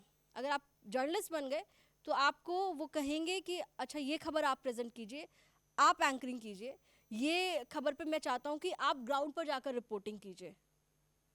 लेकिन अगर आपको सिर्फ वो फैंसीनेस, तो आपको वो फैसिनेशन की वजह से आप जर्नलिज्म में आना चाहते हैं, तो आई थिंक ये गलत प्रोफेशन है। फिर मतलब ये दिखता बहुत फैंसी है भी, थोड़ा फेम भी है। लोग आप निकलते हैं तो 4 लोग आपको पूछते हैं कि हमने आपको टीवी पे देखा। वो टीवी पे इसीलिए देख रहे हैं क्योंकि हम शायद वहाँ तक पहुँचने के लिए हमने बहुत मेहनत की है। मतलब मैम जानती हैं कि मैंने तो बहुत मेहनत की है। मतलब इंटर्न से स्टार्ट करके ट्रेनी के बाद असिस्टेंट रिपोर्टर, फिर एंकर, फिर सीनियर एंकर, प्रोड्यूसर, और अब यहाँ। तो एक जर्नी है। और आप पहले दिन आकर अगर आप ये कहेंगे कि मुझे न्यूज़ एंकर बनना है, तो आप टेलीप्रॉम्प्टर ही पढ़ते रहेंगे लाइफ लॉन्ग। और टेलीप्रॉम्प्टर पढ़ना कोई बहुत अच्छी बात नहीं होती। टेलीप्रॉम्प्टर पढ़ना चाहिए जिन खबरों में अगर आपको लगता है कि जैसे फटाफट अगर 50 खबर बतानी है तो कौन याद करेगा। क्योंकि हमारे कॉन्सेप्ट हैं टीवी में कि हमें आधे घंटे में 100 खबर बतानी है, तो ऑब्वियसली उसके लिए टेलीप्रॉम्प्टर की ज़रूरत है। लेकिन अगर हमें किसी खबर पर डिस्कशन करना है, किसी खबर पर हमें विश्लेषण करना है, उसका एनालिसिस करना है, उसके लिए टेलीप्रॉम्प्टर की ज़रूरत नहीं होती है। उसके लिए सब कुछ यहाँ है टेलीप्रॉम्प्टर में, इसमें पता होना चाहिए। यहाँ जब सब चीज़ें स्टोर हो जाती हैं तो उसके बाद आप खुद प्रोड्यूसर को बोल देंगे टेलीप्रॉम्प्टर की ज़रूरत नहीं है। मुझे याद है मैं TV9 जब गई थी तो वहाँ पर मुझे कहा कि टीपी तैयार है, तो मैंने उनको बोला कि मुझे टीपी की ज़रूरत नहीं है, मुझे पता है कि स्टोरीज़ क्या है, आई मैनेज। और देख के हैरान है कि इसको टेलीप्रॉम्प्टर नहीं चाहिए। वो कहते हैं आई श्योर? मैंने कहा हाँ, कोई दिक्कत वाली बात नहीं है, मुझे पता है। उसके बाद किया, उसके बाद उन्होंने कभी मुझे टेलीप्रॉम्प्टर नहीं दिया। उसके बाद वो कॉन्फिडेंस इसीलिए आता है क्योंकि मैं उस खबर को लगातार फॉलो कर रही हूँ, कवर कर रही हूँ, मेरे से कुछ छूटा नहीं है। अगर मैंने एक खबर आज फॉलो कर ली और 4 दिन तक उस पर कुछ नहीं मैंने रिएक्ट किया या मैंने वो नहीं पढ़ी, तो 5वें दिन जो उसमें अपडेट आया है, मैं वो 2 लाइन का अपडेट तो बता दूंगी, लेकिन बीते 4 दिन में क्या हुआ है वो मैं खाली हूँ वहाँ पे। तो न्यूज़ एंकरिंग हो, रिपोर्टिंग हो, वो सारा खेल ही खबरों की जानकारी का है। अगर आपको है इन्फॉर्मेशन हर चीज़ की, क्योंकि हमारा काम ही इन्फॉर्मेशन देना है ना। अगर हमें ही इन्फॉर्मेशन नहीं है तो हम क्या इन्फॉर्मेशन देंगे? क्योंकि बहुत सारे लोगों को ये गलत फहमी है कि सब कुछ टेलीप्रॉम्प्टर पर मिलता है। ऐसा नहीं है। और रिपोर्टर जो भी बनना चाहते हैं उनके लिए तो कोई टेलीप्रॉम्प्टर नहीं है। एंकर के लिए तो फिर भी एक बार अवेलेबल है टेलीप्रॉम्प्टर, रिपोर्टर के लिए कुछ नहीं है। वो फील्ड पर जाएगा, उसको एंकर स्टूडियो में बैठ के पूछेंगी कि क्या ग्राउंड पर हो रहा है, क्या हालात हैं। तो वो सिर्फ ये नहीं बोल सकते कि जी हालात जो हैं इस वक्त नाजुक बने हुए हैं। उसको जाके पहले ग्राउंड पे देखना पड़ेगा कि वो नाजुक क्यों बने हैं, क्या कहानी हुई है, ऐसा क्या हो गया कि यहाँ पर फोर्स को लगाना पड़ा है। सारी डिटेल्स आपको कलेक्ट करनी होगी। और अगर आपको लगता है कि आप ग्राउंड पर जाकर वो काम कर सकते हैं, किसी भी बाढ़ में, गर्मी में, बारिश में, कहीं पे आप देख रहे होंगे अभी यूक्रेन वाला जो युद्ध हुआ था, कई सारे रिपोर्टर्स को भेजा गया वहाँ पर। जान मतलब एक तरीके से जान जोखिम में डाल के गए हुए थे वो लोग। मतलब सल्यूट है उन लोगों को कि उन्होंने परवाह नहीं किया कि क्या होगा उनके साथ, उनके परिवार का उनके बाद। वो चले गए क्योंकि वो पैशन की वजह से ही करता है ये इंसान। बहुत बहुत बड़े पे चेक नहीं मिलते हैं इस प्रोफेशन में। अगर आप लोगों को गलत फहमी है कि बहुत फैंसी सैलरी मिलती है, ऐसा नहीं है। बहुत ज़्यादा हार्ड वर्क है और बहुत नॉर्मल सैलरी है। लेकिन अगर आपने अपने काम से दिखा दिया कि हाँ आप में वो बात है, आप में वो दम है। जर्नलिज्म में दम होना बहुत ज़रूरी है, तभी आप दमदार बनते हो। तभी फिर आपको लगता है कि हाँ मैं ये डिज़र्व करता हूँ या मैं ये डिज़र्व करती हूँ। तभी आप अपने एडिटर को जाके ये बोल सकते हैं ना, क्योंकि आपके अंदर वो कॉन्फिडेंस है कि सर ये ठीक नहीं लग रहा है या मुझे मैं ये डिज़र्व करती हूँ। वो कॉन्फिडेंस तब आता है जब आपने पहले अपने आप को प्रूव कर दिया है, आपने वो डिलीवर कर दिया है। उसके बाद आपकी वो हिम्मत आती है, आप में वो कॉन्फिडेंस आता है कि आप किसी के भी सामने कुछ भी जाके बोल सकते हैं। कुछ भी से मेरा मतलब है जो आप एक्चुअली डिज़र्व करते हैं। और हमें अगर डिज़र्विंग बनना है तो हमें बहुत मेहनत करनी है। मतलब मेहनत पर मैं बार बार इसलिए ज़्यादा ज़ोर दे रही हूँ क्योंकि मैं आजकल बहुत सारे बच्चों से मिल रही हूँ। कई सारे बच्चे आते हैं इंटर्नशिप के लिए और वो कहते हैं, जब मैं उन्हें बताती हूँ कि ये शिफ्ट है, शिफ्ट टाइमिंग, मैम 9 घंटे काम करना पड़ेगा, ये उनकी शक्ल होती है। मैंने कहा 9 घंटे में आपको ये भी शिफ्ट देख के 9 घंटे कहते हैं। एमसीडी का इलेक्शन हुआ था, सुबह 7 बजे मैंने बुलेटिन स्टार्ट किया था और उस दिन बवाल हो गया था हाउस में। रात के 11:30 बजे तक मैंने लाइव किया था, थ्रू आउट कोई ब्रेक नहीं लिया। मतलब वो रिकॉर्ड है अपने आप में। तो आप ये नहीं सोच के आ सकते ऑफिस कि आपकी कोई लिमिटेड शिफ्ट है। आपको अपनी शिफ्ट एक्सटेंड करनी होगी। अगर खबर आती है तो आपको शिफ्ट से पहले भी आना होगा। ये माइंडसेट लेके कभी भी आप जर्नलिज्म में एंटर नहीं कर सकते कि मैं 9 से 5 वाली नौकरी करने आ रहा हूँ। वो नहीं हो सकता। अगर वो नौकरी करनी है तो फिर उसके लिए दूसरे बहुत सारे प्रोफेशन हैं। जर्नलिज्म तो कम से कम मैं नहीं मानती हूँ। घड़ी देख के हम नौकरी नहीं कर सकते। घड़ी देख के जर्नलिज्म होता भी नहीं है, क्योंकि आपको नहीं पता कि कब कौन से पल कौन सी खबर होने वाली है।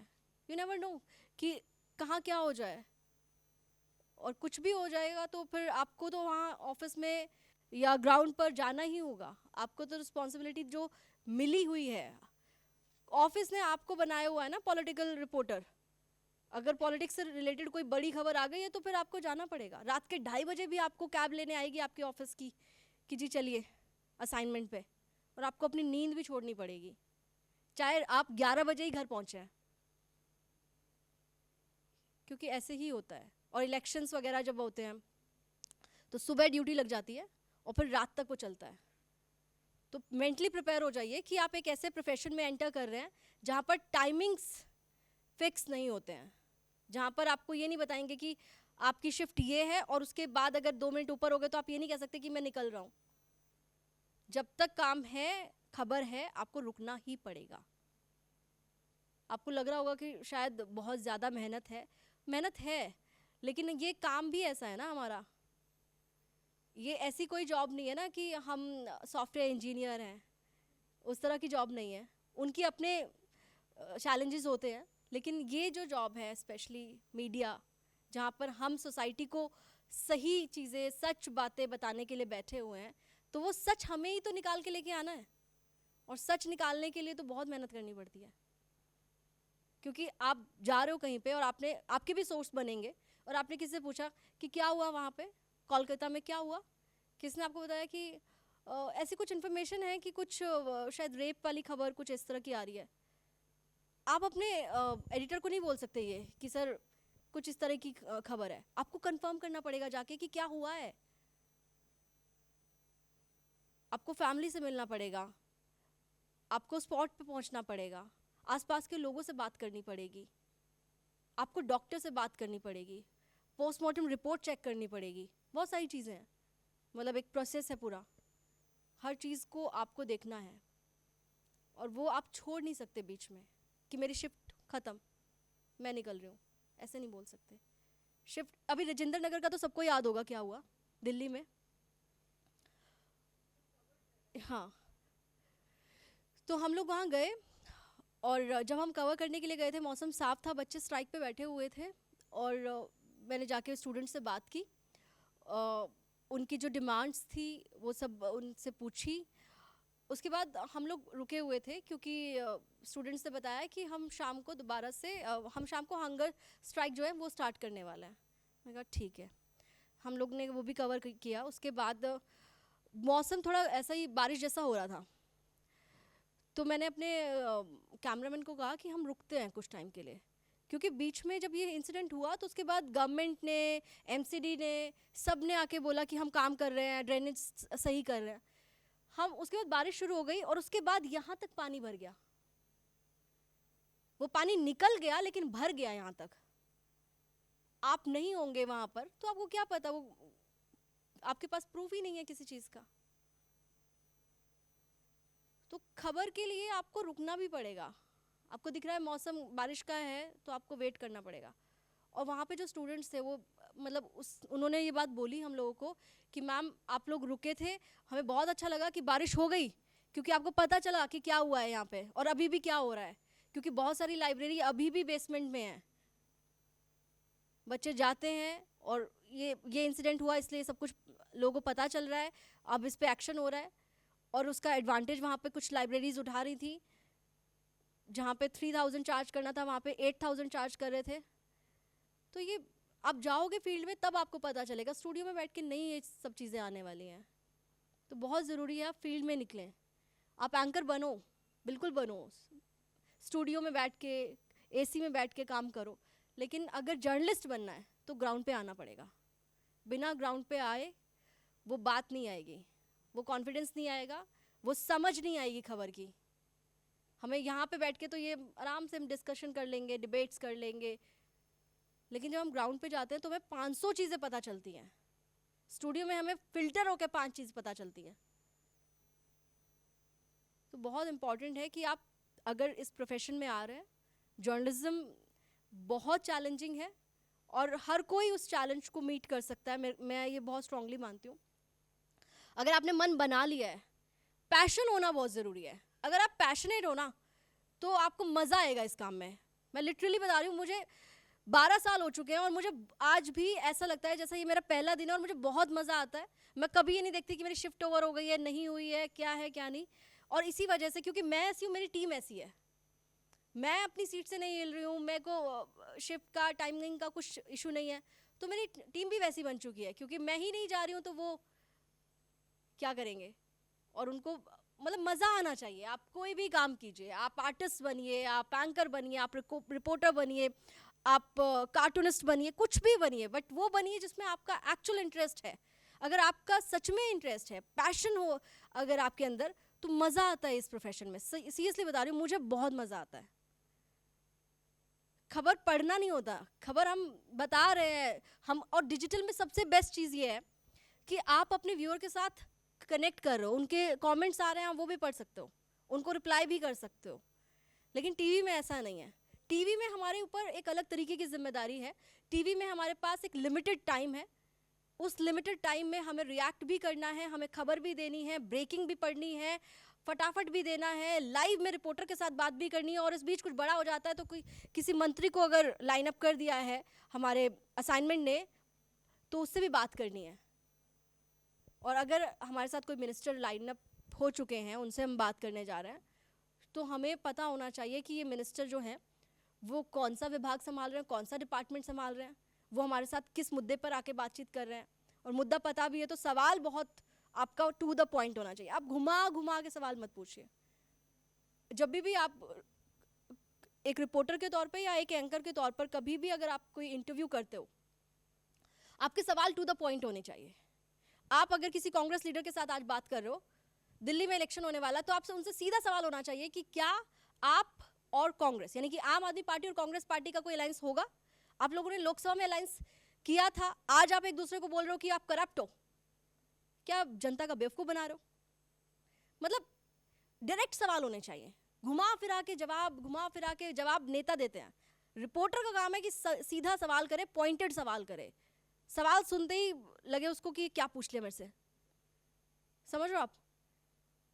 और वो सवाल जब फॉर्म आप कर रहे हो, कई बार ऐसा होता है कि हमें लगता है कि यार क्या पूछें, सब कुछ तो हमें पता है, सब कुछ तो हमने डिलीवर कर दिया है, सब कुछ तो बता दिया है।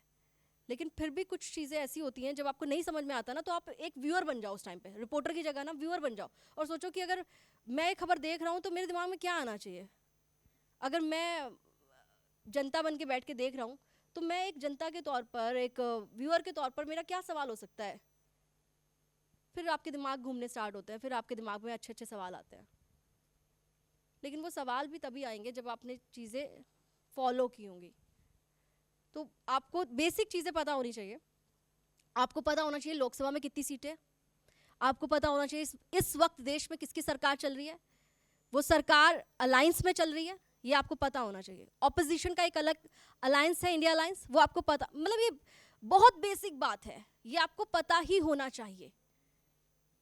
ठीक है, आपका अपना खुद का एक इंटरेस्ट है, उस इंटरेस्ट में आप और 10% ऐड कीजिए, उसको इतना मजबूत कीजिए कि उससे जुड़ा हुआ कुछ भी आ जाए तो आप न्यूज़ रूम में अकेले वो इंसान होने चाहिए जिसको आपके एडिटर ढूंढते हुए आए कि अनुराधा स्पोर्ट्स से जुड़ी हुई खबर आ रही है, एकदम चलो लाइव करना है, तो उनको पता होगा कि हाँ इसको सब पता होगा।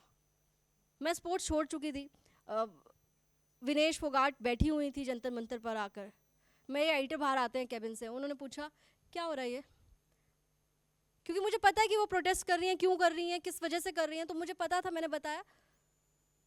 तो ये आपको करंट अफेयर्स पता होने चाहिए।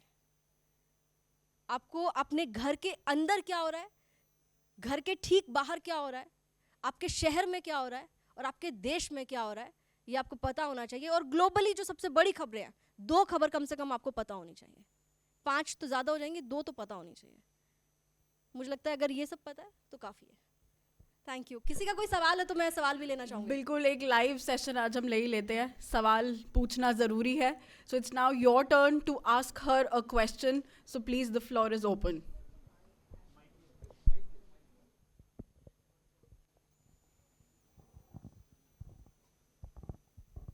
Good afternoon ma'am, I am Anchal Jha और मेरा क्वेश्चन ये है, आपने कहा कि हमें अपने माइंडसेट को स्ट्रॉन्ग रखना चाहिए और माइंड में सेट रखना चाहिए। तो बोल्डनेस, कॉन्फिडेंस मैम ये तो है, लेकिन ये है ना कि माइंड में चीज़ें सारी नहीं रह पाती।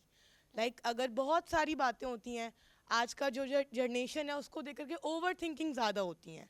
तो ओवर थिंकिंग को हटा करके जो एक्चुअल पॉइंट है, जो एक्चुअल फैक्ट्स हैं, उस पर वर्क कैसे करें, मतलब उसको कैसे हम करें, डील कैसे करें?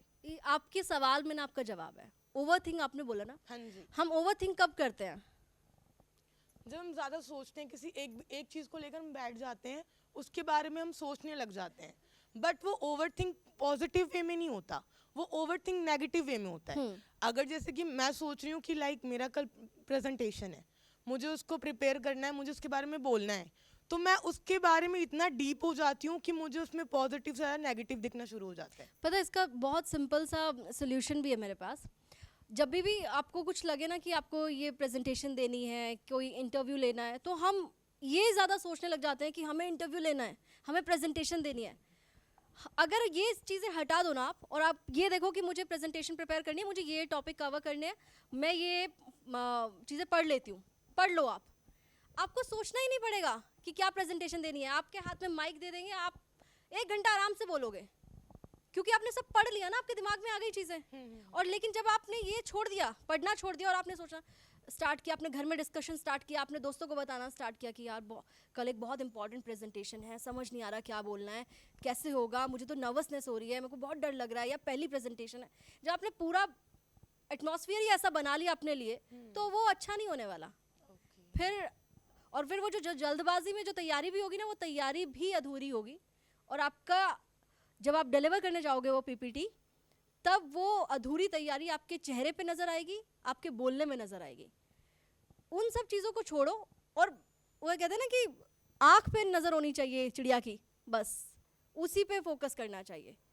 क्योंकि ये सब चीज़ें आपको ज़रूरी नहीं है कि आपने प्रेजेंटेशन में किस किस को एड्रेस करना है या क्या, वो बेसिक बातें हैं, वो आप जैसे ही एंटर करोगे आपको पता चल जाएगा। लेकिन अगर आपको सब्जेक्ट की नॉलेज नहीं है, तो आपने बहुत अच्छे से अगर किसी को thank you, welcome, hi, hello बोल भी दिया, और उसके बाद आपके पास जब कंटेंट देने की बारी आएगी तब खाली, तब मज़ा नहीं आएगा। तो ओवर थिंक इररिलेवेंट चीज़ों के लिए नहीं करते। ओवर थिंक करना है तो ये कर लो कि आज क्या खाना है। मैम इसमें लैंग्वेज इंपॉर्टेंट है क्या, लाइक इंग्लिश एंड हिंदी का कोई डिफरेंस है क्या? कि अगर हम अपनी मतलब मतलब बोल रहे हैं, ठीक है, हमारा डिबेट है या कुछ भी है, तो इसमें लैंग्वेज इंपॉर्टेंट है कि अगर इंग्लिश है तो फिर ये बहुत अच्छा है एंड हिंदी है तो फिर लो हो गया? ठीक है। नहीं। हम मीडिया में काम कर रहे हैं, हमारे चैनल्स हैं, और चैनल्स इंग्लिश के भी हैं, हिंदी के भी हैं। ऑब्वियसली जब हम हिंदी चैनल में काम कर रहे हैं तो हम हिंदी में बात कर रहे हैं, क्योंकि हमारी ऑडियंस जो है वो हिंदी स्पीकिंग ऑडियंस है। हमें उन्हें अंग्रेज़ी में हम बोलेंगे, उन्हें समझ ही नहीं आना कुछ। और जो इंग्लिश चैनल्स है वहाँ पर हम अंग्रेज़ी में बोलेंगे, इंग्लिश में बोलेंगे, और वहाँ पर अगर आपको कई बार लगता है ना कि कुछ समझ नहीं आ रहा है इस वर्ड को क्या इंग्लिश में बोलते हैं, तो हिंदी भी यूज़ कर लो, कोई दिक्कत नहीं है उसमें। और आजकल जो न्यूज़ रूम है बहुत लिबर्टी देते हैं, बायलिंगुअल अपने रिपोर्टर्स को रखते हैं, और कई बार ऐसा होता है कि कोई रिपोर्टर कंफर्टेबल नहीं है इंग्लिश में, तो उसको बोल देते हैं, उसको एंकर खुद ही हिंदी में पूछ लेता है। तो लैंग्वेज इम्पॉर्टेंट है। अगर आपका चैनल, आपकी ऑर्गेनाइजेशन इंग्लिश है तो ऑब्वियसली आपको इंग्लिश में ही बात करनी है, लेकिन अगर आपका चैनल हिंदी है तो आपको हिंदी में बात करनी है। आपको वहाँ किसी को अंग्रेज़ी नहीं बोलनी, क्योंकि आपका जो व्यूअर है वो हो सकता है किसी झोपड़ी में बैठ के आपको देख रहा हो।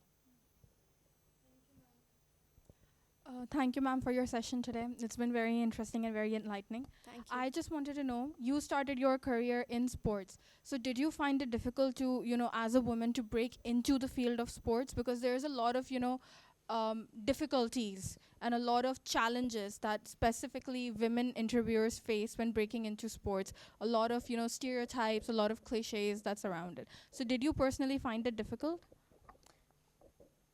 नॉट रियली एक्चुअली, मतलब मैं स्टोरी कुक नहीं कर सकती यहाँ बैठ के कि बहुत डिफ़िकल्ट था, बहुत चैलेंजिंग था, ऐसा कुछ भी नहीं था। I just told my senior कि I am not interested in entertainment. Firstly वो लोग आए मुझे बोलने के लिए कि हम आपको एंटरटेनमेंट बीट देना चाहते हैं। मुझे भी आइडिया नहीं था, मुझे लगता था बहुत ही फैसिनेटिंग सा है, कुछ देख लेते हैं करके। 2-3 दिन मैंने देखा, और उस टाइम पे हमारी इंडस्ट्री में एक अलग तरीके के कॉन्सेप्ट चलते थे, मैं अभी उस चीज़ को नहीं बताना चाह रही, तो मुझे नहीं अच्छा लगा वो। और उसके बाद उस टाइम पे इंडिया का वर्ल्ड कप था 2011, मतलब हमने जीता था, इसलिए मैं उसे इंडिया का वर्ल्ड कप कहती हूँ। वर्ल्ड कप आईसीसी की तरफ से होता है इवेंट। तो मैंने जाके अपने सीनियर को कहा कि entertainment is not my cup of T, please आप कुछ और दे दीजिए मुझे करने के लिए। तो उन्होंने कहा कि अभी आईसीसी वर्ल्ड कप है और वहाँ पे रिक्वायरमेंट है। तब तक मेरा डिसाइड भी नहीं था कि मुझे स्पोर्ट्स कवर करना है। तो उन्होंने कहा आर यू इंटरेस्टेड, मैंने कहा इससे बचाइए, कुछ भी दे दीजिए। तो उन्होंने कहा ठीक है। तो मैंने जब वर्ल्ड कप टूर्नामेंट, बिकॉज हम लोग जब इंडिया जीतती है तो वैसे ही खुश हो जाते हैं, चाहे हम मैच देखें या ना देखें। तो इंडिया जीत रही थी, लगातार जीत रही थी मैचेस, वो मुझे मज़ा आ रहा था करने में। और क्योंकि हम बचपन से देखते हुए आए थे, और 2003 का वर्ल्ड कप का फाइनल जो हम हारे थे ऑस्ट्रेलिया से, वो भी मतलब था दिल में कि यार बड़ा दर्द है उसको लेके। और इस वर्ल्ड कप में हम बहुत अच्छा परफॉर्म कर रहे थे, इंडिया होस्ट था, इंडिया बांग्लादेश में वर्ल्ड कप चल रहा था, तो बहुत मज़ा आ रहा था। पहला मैच इंडिया वर्सेस बांग्लादेश ही था, आई थिंक मीरपुर में खेला गया था पहला मैच 2011 का। उसकी स्क्रीनिंग हुई थी जीआईपी में, तो मुझे भेजा गया था वहाँ पे, मुझे अभी भी याद है अपना पहला असाइनमेंट। तो मैं वो स्क्रीनिंग कवर करने के लिए आई थी, और मुझे कोई एक्सपीरियंस नहीं था पहले, लेकिन जो मेरे हेड थे वहाँ पर स्पोर्ट्स के, उन्होंने कहा कि अनुराधा को भेज देते हैं, उसको इंटरेस्ट है काफ़ी। तो मैं कहा, बिकॉज हम बचपन से देखते ही आए थे क्रिकेट, तो और एक टाइम तक ना क्रिकेट ही स्पोर्ट्स था, लेकिन अब अच्छी बात यह है कि हम दूसरे स्पोर्ट्स पर भी डिस्कशन कर रहे हैं। अब अच्छी बात यह है कि हम रेसलिंग भी देख रहे हैं, हम टेनिस भी देख रहे हैं, हम बैडमिंटन भी देख रहे हैं, हम कबड्डी भी देख रहे हैं, तो फुटबॉल भी देख रहे हैं। तो ये बहुत अच्छा चेंज आया है। लेकिन उस टाइम पे सिर्फ फोकस जो था वो क्रिकेट और हॉकी ही था, हॉकी भी बहुत लिमिटेड ही था, लेकिन क्रिकेट था। तो मुझे पहला असाइनमेंट दिया था कि आप स्क्रीनिंग कवर करके आओ, और इतनी बड़ी स्क्रीनिंग थी और इतने ज़्यादा लोग इकट्ठा हुए थे, और मुझे लाइव भी देना था, पहली बार मुझे लाइव देना था उस मैच पे। और मैं बहुत नर्वस, क्योंकि ऑब्वियसली मैंने भी कभी नहीं किया था, मुझे समझ नहीं आ रहा कि क्या बात करनी है, क्या बोलना है। तो मैंने अपने बॉस को कॉल किया, मैंने कहा मुझे कुछ समझ नहीं आ रहा, यहाँ इतनी भीड़ है, इतना रश है, कैसे बात करूँ, यहाँ पे सब लोग क्रेज़ी हो रखे हैं मैच को लेके। तो उन्होंने कहा यही चाहिए, आप क्रेज़ी हैं ना फैंस वहाँ पे, तो बस आप फैन से बात करो, उनके रिएक्शन लो, वो क्या बोल रहे हैं मैच से पहले। प्री मैच शो करते थे हम उस टाइम पे, फिर एक पोस्ट मैच शो होता था, फिर इनिंग्स ब्रेक भी होता था, तो वैसे किया। तो इंटरेस्ट आया मुझे उसके बाद। और चैलेंज, मुझे सीरियसली मुझे कोई चैलेंज नहीं मिला, स्पोर्ट्स कवर करने में कोई चैलेंज नहीं मिला। हालांकि जब मैंने पॉलिटिक्स कवर करना स्टार्ट किया तो मुझे खुद को लगता था बहुत चैलेंजिंग होगा। मुझे मेरे एडिटर ने खुद से आके कहा कि अनुराधा आप स्पोर्ट्स अच्छा करते हो, आप क्यों नहीं आप बाकी और कुछ करो, एक ही आपका शो होता है पूरे दिन में। तो मुझे लगा कि शायद ये मेरा काम बढ़ाना चाहते हैं, मुझे ये लगा कि मुझे काम बढ़ाने के चक्कर में मेरे को ये एडेड रिस्पॉन्सिबिलिटी देना चाहते हैं, शायद उनका इंटेंशन भी यही था। लेकिन मैंने जब किया, जनरल न्यूज़ कवर की, तो मुझे अच्छा लगा करके, मुझे लगा कि हाँ ये सब चीज़ें बहुत, मतलब हम पढ़ते हैं, मैं डेली न्यूज़पेपर पढ़ने की हैबिट मुझे स्कूल से थी, लेकिन मैंने कभी दूसरी न्यूज़ नहीं की थी, मैं स्पोर्ट्स ही करती थी। मुझे लगता था जब हम स्पोर्ट्स, मतलब जब, ये मुझे आज भी लगता है कि जब आप स्पोर्ट्स कवर करते हो तो आप कहीं ना कहीं आपके अंदर भी एक एथलीट आ जाता है, आप उनकी तरह बनने की कोशिश करते हो, आप अपनी फिटनेस मेंटेन करते हो, आप बहुत पॉजिटिव रहते हो, मतलब आप बहुत ही पॉजिटिव रहते हो, क्योंकि आप उनको सुनते हो। जैसे किसी प्लेयर को कोई बड़ा अवार्ड मिल गया, player of the tournament, man of the match, इस तरह के अवार्ड मिलते हैं, उसके बाद उनकी स्पीच होती है, वो स्पीच में जो बात करते हैं, प्रेस कॉन्फ्रेंसेस एड्रेस करते हैं जब हमारे कैप्टन्स आके, आजकल तो प्लेयर्स को भी बोल देते हैं कि बॉलर को भी जाके बोल देते हैं कि आप प्रेस को एड्रेस कर लीजिए, उस टाइम पे सिर्फ कैप्टन ही आते थे। जब वो जो कॉन्फिडेंस से बात करते थे, वो बहुत, मतलब मेरे अंदर वो जो कॉन्फिडेंस आया है, वो शायद एक रीज़न ये भी है कि मैंने एथलीट्स को इतना कॉन्फिडेंटली बात करते हुए देखा, और उनको हिंदी, उनकी अंग्रेज़ी बहुत ज़्यादा अच्छी नहीं होती थी कई सारे प्लेयर्स की, और हिंदी भी बहुत ज़्यादा अच्छी नहीं होती थी, टूटी फूटी होती थी काफ़ी बारी, लेकिन धीरे धीरे उन्होंने भी इम्प्रूव किया, और आजकल तो आप देखो क्या फराटेदार इंग्लिश बोलते हैं। तो मतलब बहुत सीखा उस चीज़ से, और चैलेंज नहीं लगा मुझे एक लगा कि एक अच्छा चांस मुझे मिल गया, और ऐसा चांस जो मतलब मैंने एक्सपेक्ट नहीं किया था। मतलब मुझे ये था कि एंटरटेनमेंट बीट दी गई है तो मुझे शायद एंटरटेनमेंट ही करना होगा, बट मेरा कभी मुझे क्राइम रिपोर्टर बनना था। मुझे याद है तिवारी सर होते थे हमारे, याद है मैम आपको, उन्होंने जो हमारी फर्स्ट क्लास थी कॉलेज में, उन्होंने मुझसे पूछा, मतलब सबसे इंट्रोडक्शन ले रहे थे, और उनसे पूछा कि आपने ये प्रोफेशन क्यों चूज़ किया है, ये कोर्स क्यों लिया है। और मेरा ये जवाब था कि I want to be a crime reporter because I want to expose culprits, politicians, इस तरह की बात मैंने की थी। और उसके काफ़ी दिनों बाद जब मैंने क्राइम रिपोर्टर से मुलाकात की, उनसे बातचीत की, तो मुझे लगा कि नहीं, क्राइम तो मैं शायद नहीं कवर कर सकती, मुझे एंटरटेनमेंट दिया गया, लेकिन वो फिर मुझे लगा कि नहीं, आपको ना पता लग जाता है कि आप क्या कर सकते हो, क्या कवर कर सकते हो, या फिर आपका इंटरेस्ट ऑफ एरिया क्या है. आपको रिपोर्टर के तौर पर सब कुछ कवर करना होगा, लेकिन आपका इंटरेस्ट ऑफ एरिया एक होना चाहिए. तो मुझे वो स्पोर्ट्स मिला और मैंने उसे अच्छे से करने की कोशिश की, अपनी तरफ से 100% देने की कोशिश की, और शायद वो अच्छे से किया, इसी वजह से मुझे बाकी और चीज़ें भी मिल गई. और अब ऐसा है कि जो भी बड़े इंटरव्यूज़ होते हैं तो मुझे मेरे एडिटर बोलते हैं कि अनुराधा आप कर लो. तो मुझे लगता है कि वो अच्छा है, आप सीखते हो, और लर्निंग जो है ना वो बड़ी ज़रूरी है. आप कभी भी ये मत कहना कि मुझे तो सब आता है. जब ये चीज़ें आप कहने लग जाते हो ना, तो इसका मतलब ये है कि आप कुछ नया नहीं सीखना चाहते. आज भी आप बहुत कुछ सीखते हो. जैसे मुझे इंस्टाग्राम चलाना नहीं आता था, तो हमारे यहाँ पे जो इंटर्नशिप के लिए बच्चे आते थे, मैंने उनसे सीख लिया. मैं यार मुझे नहीं आता, ज़रा बताओ. तो आप किसी से भी सीख सकते हो, कुछ भी सीख सकते हो. जहाँ पे आपको लगे ना कुछ सीखने के लिए मिल रहा है, सीख लेना चाहिए. अच्छी चीज़ है.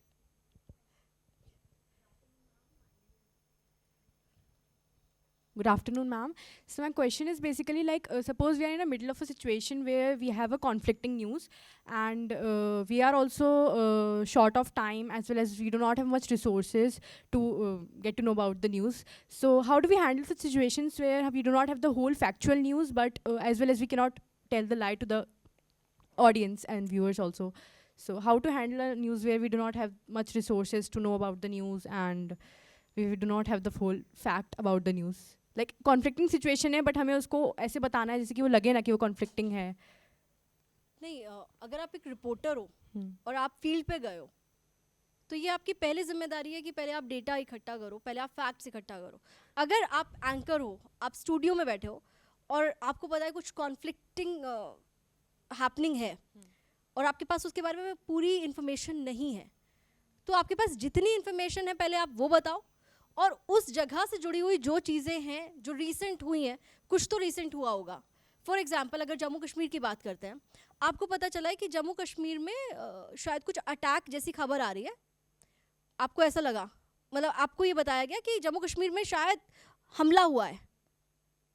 आपको सिर्फ इतना पता है, और आपके कान में ये बताया गया कि अब आपको इस पर ब्रेकिंग के साथ जाना है लाइव. तो आपने बताया कि, और इस वक्त बड़ी खबर आ रही है जम्मू कश्मीर से सोर्सेज के हवाले से ये खबर आ रही है कि आतंकी हमला हुआ है. अगर ये आपके कान में बताया गया है, अब आपके पास सिर्फ 2 लाइन की खबर है. अब तीसरी लाइन आपके पास ये आएगी कि कुछ वक्त पहले भी जम्मू कश्मीर में इस तरह की घटनाएं हुई थी, जम्मू कश्मीर लगातार सुर्खियों में बना हुआ है.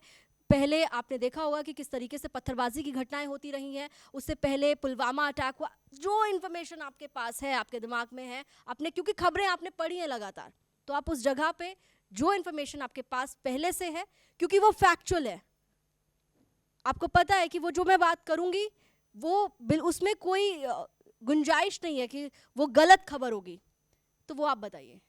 और जैसे उसके बाद अपडेट आएगा, फिर अपडेट पे चले जाइए. Anuradha, I have one question.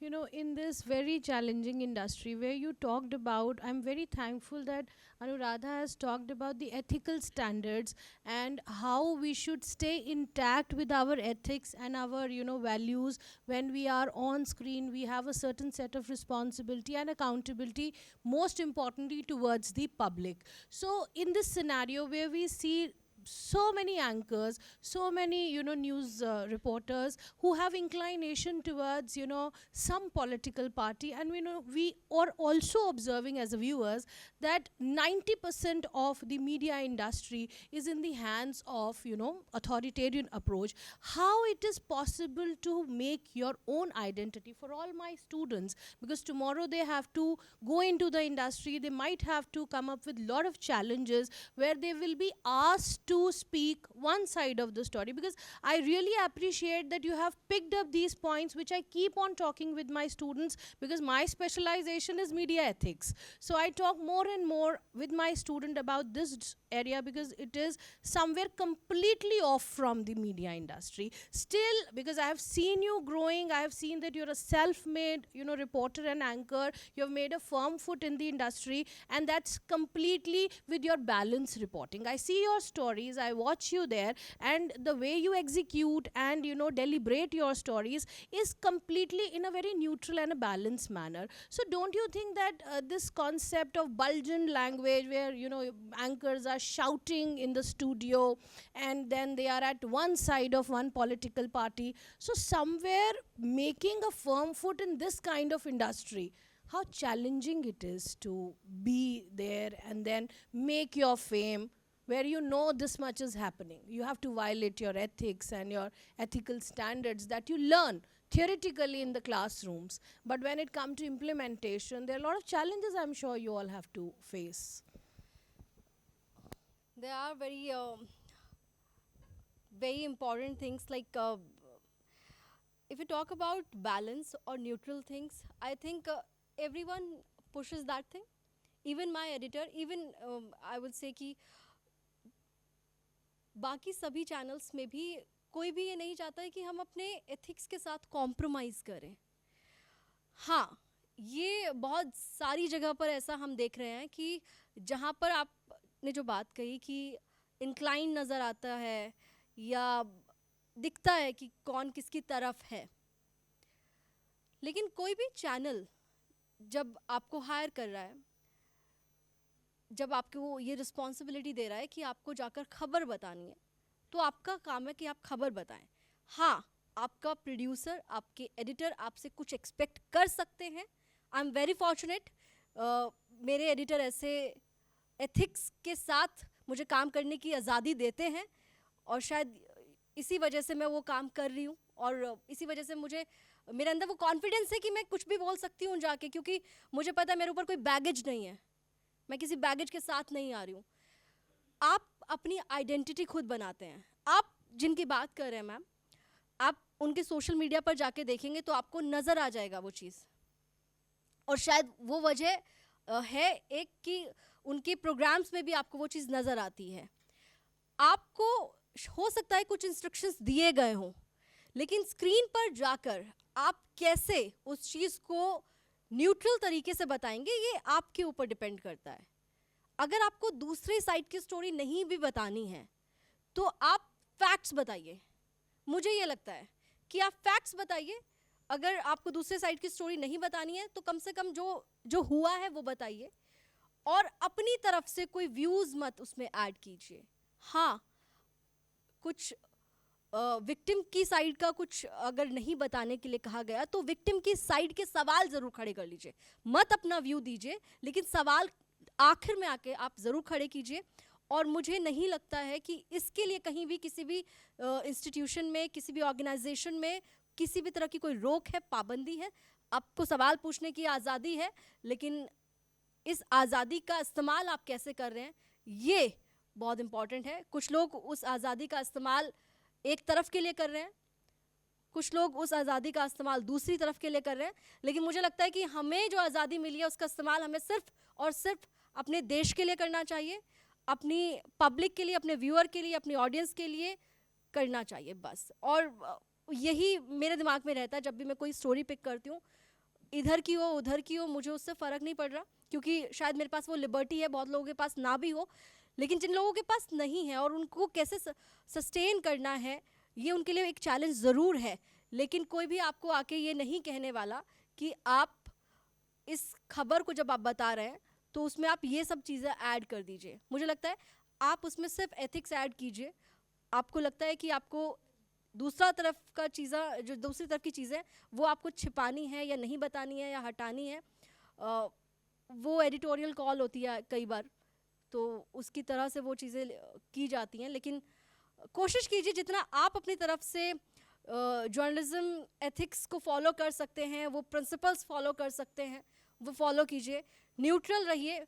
अगर आपको किसी का भक्त नहीं बनना है, किसी की तरफ झुकना नहीं है, तो सिर्फ आप फैक्ट्स पर बात कीजिए. वो ज़रूरी नहीं ना फिर, क्योंकि दूसरी तरफ के लोग आपको ये नहीं कह पाएंगे कि अच्छा हमारे खिलाफ खबर बोल रहे हैं ये लोग, तो दूसरे वालों की तरफ से साइड से लॉबिंग कर रहे हैं. कोई आपके ऊपर ये इल्ज़ाम ना लगाए कि वो लॉबिंग कर रहे हैं किसी की भी, चाहे वो इधर की हो या उधर की हो. ये अगर आपकी जर्नलिज्म करने के स्टाइल में झलक गया कि आप नहीं लॉबिंग करते हैं, आप न्यूट्रल रहते हैं, आप बायस नहीं हैं, तो फिर कोई दिक्कत नहीं है, फिर आपको कोई एडिटर भी नहीं रोकेगा, क्योंकि उसको पता है कि ये ना इधर से बात करती है ना उधर से बात करती है, नेट न्यूट्रल बात करती है, फैक्ट्स पे रहती है। तो मुझे लगता है कि ईजी हैं चीज़ें। Anuradha, thank you so much for such an exciting and an interesting sessions. Everyone, Anuradha Tanwar. Thank you so much. Thank you for having me here. And it was a seriously, it's a great time. And I would say कि बहुत अच्छे बच्चे हैं, इतना आराम से सारी बातें सुनी हैं और बहुत अच्छे questions भी किए हैं. So all the best to all of you. So finally, to end this session, I would like to call Vishal Sahai for ending remarks and a vote of thanks.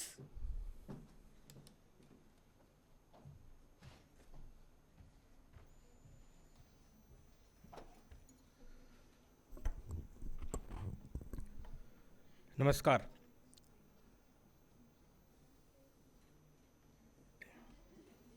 बहुत सारे लोग जो फर्स्ट ईयर में अभी आए हैं और जिस तरीके से मैम ने अपनी जर्नी और जिस तरीके से आपको इलेक्ट्रॉनिक मीडिया में काम करना है स्पेशली बात की, तो बहुत सारे लोग कंफ्यूज इस बात से हो गए कि मैम ने तो कहा ये भी करना है ये भी करना है, पर आप बेफिक्र रहें, जो आने वाले जो 3 साल हैं आपके, उसमें इन सब चीज़ की तैयारी आपको कराई जाएगी, एक एक स्टेप से, इसके ज़्यादा भी कराई जाएगी। कुछ इम्पॉर्टेंट पॉइंट्स मैम ने जो उठाए, और यहाँ से भी किसी ने वो भाषा, किसी भी स्पेशली जब आप इलेक्ट्रॉनिक मीडिया की बात करते हैं तो आपकी जो भाषा है ये बड़ा इम्पॉर्टेंट टूल है कि जब हम लोग बहुत ज़्यादा फोकस करते हैं डिक्शन के ऊपर, बट अब आजकल डिक्शन पे उतना ज़्यादा बात नहीं करते कि ठीक है आम बोल चाल की भाषा में हम कुछ भी बोल सकते हैं, कह सकते हैं। बहुत सारे लोग आते हैं जो यूपी और बिहार से आते हैं, उनको मदर टंग इन्फ्लुएंस होता है सा और शाह का। बट पुराने लोगों की बात करें, मैम जानती होंगी आज तक इंडिया टुडे में नकवी साहब जो थे, नकवी साहब ने के साथ अच्छे संबंध रहे हमारे, तो नकवी साहब हमेशा राह चलते भी जब वीडियोकॉन टावर में था तो टोक देते थे किसी भी प्यून को भी और किसी को भी कि ये तुम शाह नहीं होता, शामली होता है, सामली नहीं होता है, वो टोक देते थे। तो वो दौर जो है वो वापस लाने की ज़रूरत है। आप चाहे, और आजकल आपके पास फ्रीडम है कि आप इंग्लिश में भी बात कर सकते हैं, हिंदी में भी बात कर सकते हैं। अर्णव गोस्वामी जो हिंदी का हाँ नहीं जानते थे, वो हिंदी में ही बात करते हैं और हिंदी चैनल में ही रहते हैं रिपब्लिक में। नविका कुमार जो टाइम्स नाउ के हेड हैं और वो सिर्फ नव भारत टाइम्स के जो चैनल है उसी में बात करती हैं। तो हिंदी भाषा जो है हमारी वो इम्पॉर्टेंट है। मैम ने बिल्कुल सही कहा कि वो उसका दायरा बहुत बड़ा है। हमको कोई बात कहनी है तो आपको पता है कि मैं हिंदी सबको समझ में आती है। अगर मैं हाँ लोकल लैंग्वेज की और भाषा है, मलयालम है, तेलुगु है, कन्नड़ है, इनके अपने चैनल्स हैं, अपने न्यूज़ चैनल्स हैं। इसके बाद कुछ चीज़ें बड़ी इंपॉर्टेंट हैं जो मैम ने पॉइंट आउट की थी और पारुल मैम पहले दिन से कहती आ रही हैं कि आप लोग पढ़ना शुरू करें। देखिए, मोबाइल आपकी हेल्प के लिए है, पर मोबाइल से ज़्यादा किताबें हैं, न्यूज़पेपर हैं, इनको पढ़ना है अगर आपको इलेक्ट्रॉनिक मीडिया में रहना है, जर्नलिज्म में रहना है। पर नॉलेज कहाँ से गेन करेंगे? अगर मैम इतनी देर बोल रही हैं तो उनके पास कंटेंट था, बोलने को था, एक्सपीरियंस था, चीज़ें उन्होंने बोली। मैम के प्रोफाइल में देखिए कहाँ से उन्होंने शुरुआत करते करते आज वो कहाँ कितने साल उन्होंने लगाए, तब वो आज जाके वो बोल रही हैं, अपने एक्सपीरियंस को शेयर कर रही हैं और आप लोग को बता रही हैं क्या चीज़ आपको करनी चाहिए।